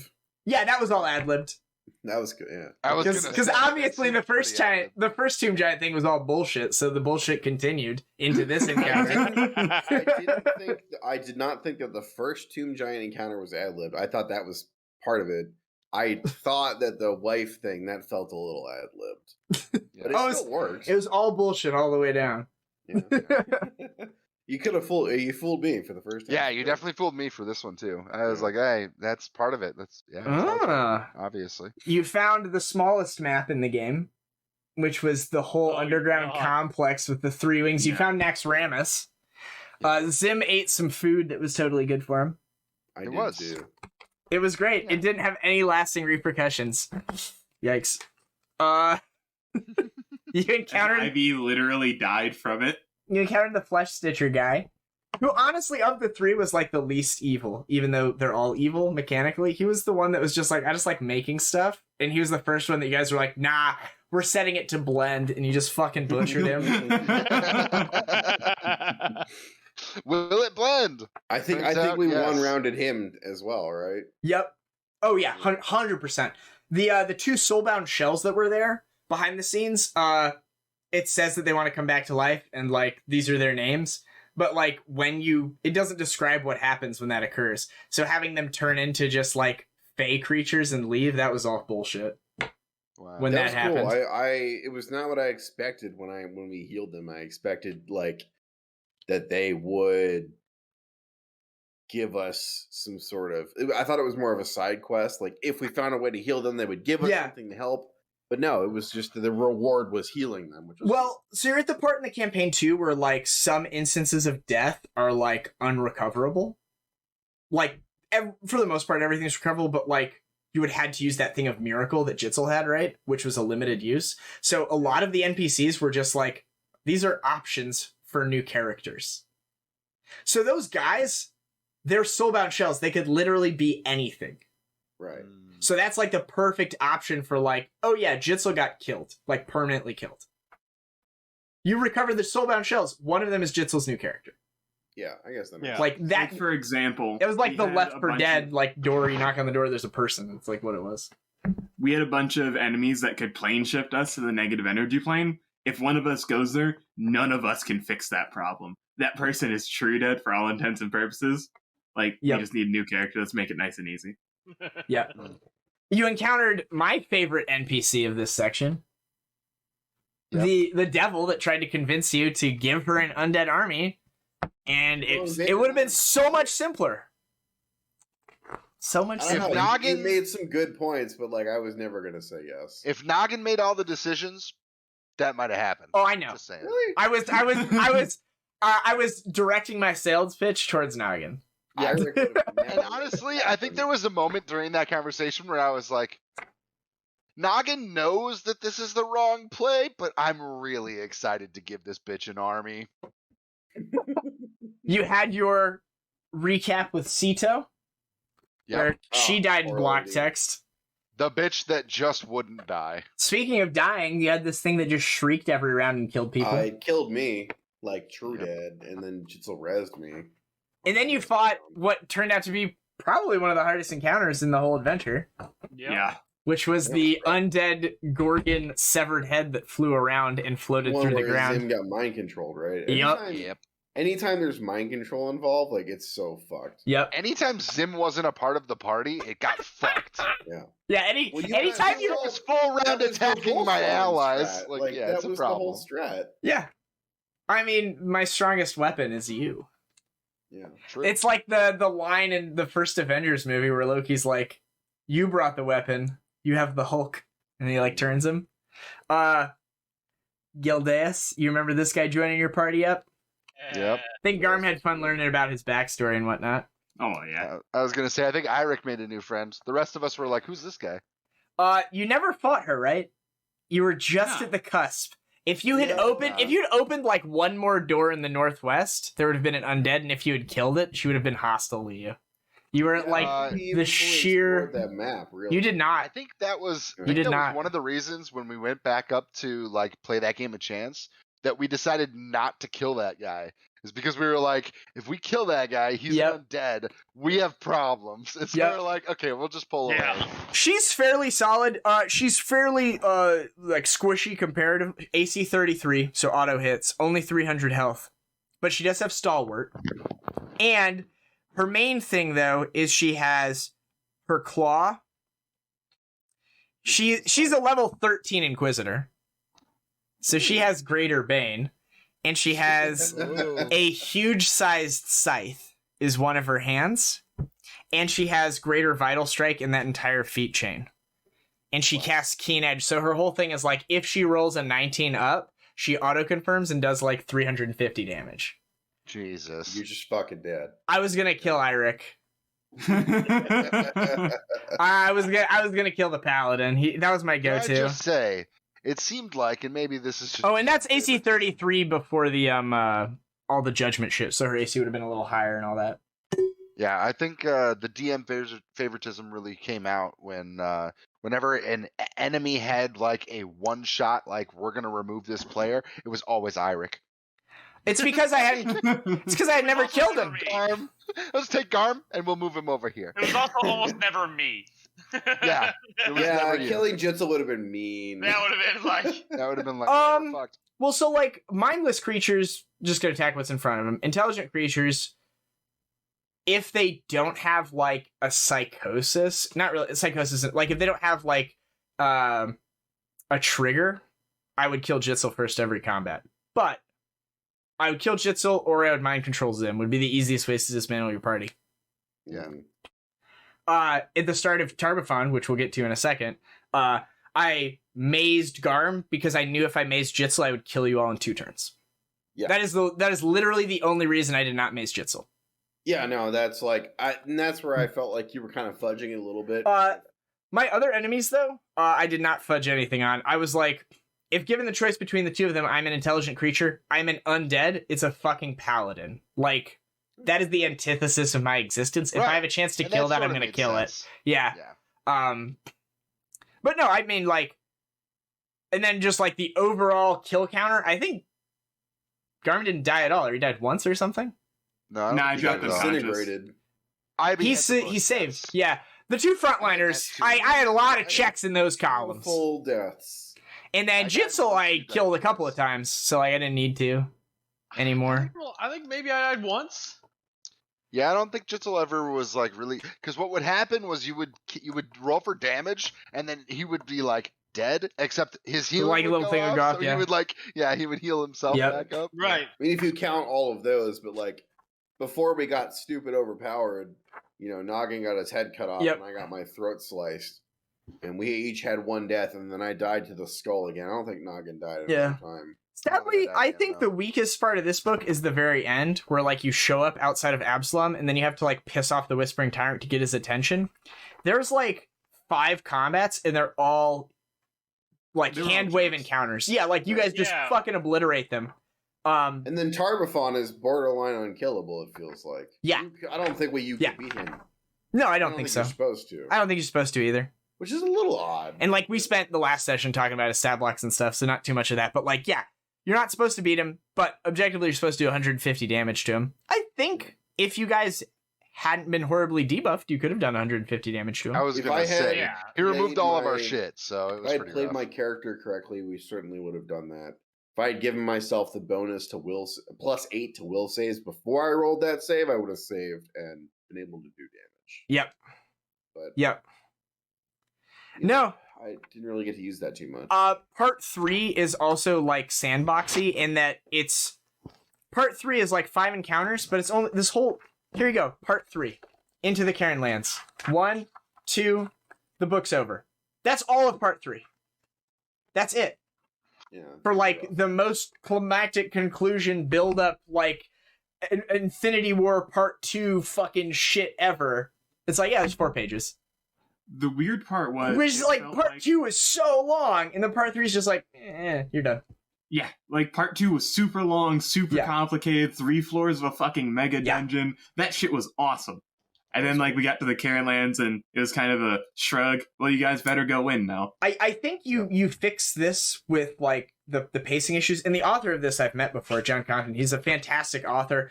Like he has a huge attention to detail, which is why you're like, they're playing a game of chance. Here's the exact rules for how it works. Yeah. Like there's these 3 different wings. They're all completely distinctly different. This person wants to give you a contract. It's all this super duper cool shit. And I feel like he reached like 95% of his word count and then was like, oh, they have to fight the Whispering Tyrant. 5 stat blocks, the Whispering Tyrant. Have fun. A little too much like block text at the end. Yeah. It was like, okay, you guys win. But that all said, which I agree with, right? The last fight and the fact that we had the opportunity. That last fight, by the way, was 2 hours long. A little bit early. It was long, yeah. That last fight was absolutely climactic. It was a good fight. And I think it only was so because of the stat blocks, right? It's like the fact that we couldn't even attack him. The fact that Eirrik got teleported to some other dimension. The fact that we had a fucking dragon that we had to contend with at the same time. Like, the fact that all of that was happening, and then it made for a really cool last fight. Yeah, like that's the part where like Pathfinder as a rule system really shines, is that you can have those kind of really cool combats. So I think the fight against him might be overtuned, but it felt overtuned. But I still think it like delivered on like being a really cool climactic fight. My qualms with part 3 are like everything that comes before it, which it's just like, you realize your favorite part of part 3, aside from the final fight, was talking to NPCs in Absalom. None of that is in the book. Literally none of that is in the book. You mean Patty the Trish was made up? You mean Patty? You mean the guy you bought a house from? and the monkey salesman. The all monkey salesman. all of that is awesome. all of that is made up. Such a good character. I was like, dude, this is worth it. Like, this is definitely worth it. I'm gonna buy Not this. in the book. None of that's in the book. We spent an hour doing stuff that wasn't in the book, and it was like the most enjoyable part of part 3, aside from the final fight. Right. Well, I don't know if that was yeah. it. It was just like at that point, we all knew it was coming to a close. There was nothing left to discover. There was Tarbathon left, and like, there's not a lot to do besides fight Tarbathon. Yeah. You know, it was the most on rails of the campaigns. Of the Honestly, books. I think the way that you fix it is you remove all 5 of those generals, and you just say, Tarbathon is sitting with his army. What do you want to do? And we just teleport on top of him, and then that last fight happens the way that it happened. Because all of that stuff leading up to it, like that we just kind of did in block text, is unnecessary. Yeah, it's kind of like the explanation why you can't do that is he has so many forces that you have to goad him away from them. Otherwise, like, the 1,000 level 1 wizards down there would kill you with magic missiles while you're fighting. Yeah, I guess that like makes sense. yeah, it's like the in-game explanation for it. But Garm, you were gonna say something? It felt like we had like the super big buildup with all the cool generals and shit in Fallow Deep. And then, like, once we got outside of it, we didn't have any cool NPCs we were gonna fight except the Whispering Tyrant. Like, even the fucking Dragon Hat would have been, like, cool if we knew anything about that before that encounter. Yeah. That's right. Yeah, that's another really cool thing you have no idea about. This is like a really cool thing, yeah. Flavorful. No, I agree. So maybe, because, like, I do think the plot point of him wanting to take Absalom to become a god is super choice. So, Yeah, like, that's cool. that needs to be there. Maybe the generals are, like, every time you defeat one, or, like, every time you, like, antagonize it, some failsafe goes off and it gets teleported to his side or something. So, like, as you remove the pawns from there, you then have to deal with them one final time or something. And you replace, like, the 5 throwaway encounters with those 3 things again, but have it be a full fight instead of just, like, a 1-round fight. You do something like that. Yeah, could be. Yeah, it was a lot of like, what was the impact of us clearing his forces out? I didn't really. The impact was we needed to fill plot space. Yeah. Right, I didn't feel like the 3 lieutenants we killed in the mega dungeon had any impact on the final fight. Really, feels like we could have just teleported to Absalom and skipped that whole mega dungeon, right? Yes. No, so, like, yes, you could have. The in-game reason that I'm shilling for as the GM is if you don't stop the machinations within there, every action you did set them back so they didn't deploy all their forces. Once all his forces are deployed, he sieges Absalom. So if you go there, if you immediately teleport to Absalom, you have like 6 hours to kill the Whispering Tyrant. Otherwise, he's going to siege the city with all of those armies. Because he had like 5 miles worth of zombies that were needing to be deployed. So he's just waiting for all those forces. So it's kind of like, you have to stop it. Otherwise, there's no way you can defeat him when he has his whole army. You can't defeat him at full strength. I'm sure. Did you explain that, or did I just miss that? I think I tried to explain it, but here's my thing. Even if I delivered that information to you just now and you understood it, the fact that you don't remember it means that either I failed as a game master or the adventure failed in relaying that information to you. Like, the fact that you guys don't remember book 2 easily puts it as the worst book because you don't remember it. Like, some part there is failed. I mean, I could have been hilariously drunk when you said that. It's also on me. You know? Yeah. It's not all you, Walt. I will say there were a number of beverages imbibed. All right. There were a couple sessions that Zim was like, what the fuck happened last night? Yes. All right, so tier list.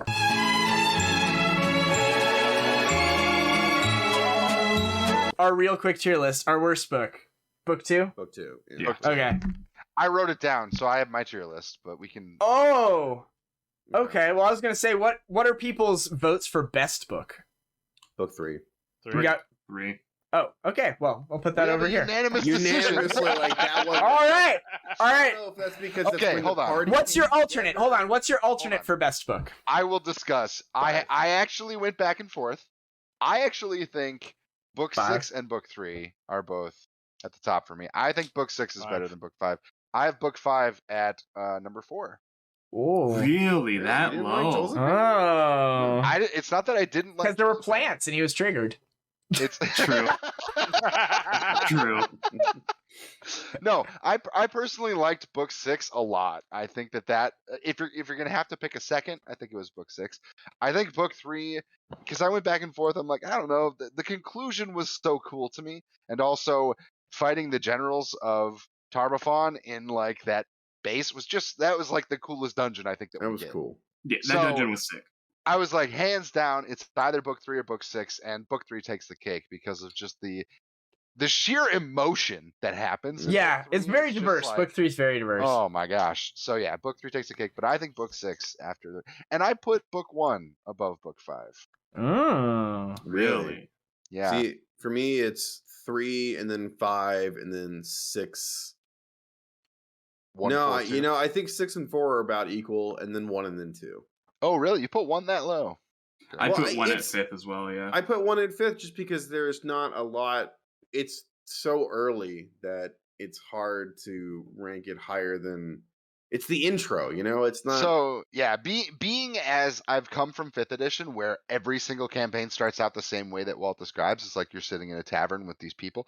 Like that introduction where you wake up and you're dead, and you have Yeah, to that was like cool. discover. That was just so different as an introduction to the world, and it set up everything else that came. I just thought like that was pretty brilliant. That's why I put it so high. I think But 1 and looking 5 are back, interchangeable. It could be, yeah, I don't know. looking back on book 1 as like a setup for the rest of the campaign, it was a good fucking book. Correct. It was a good But intro. this is playing This is a it tier was list not. as of now, right? Right. It's like if I was gonna rank each book after I finished that book, it would be much lower. Yeah. But looking back now on Yeah, no, I think like, that's the way to do it. I great. think you should rank it as like you've just played it. Where do you rank it?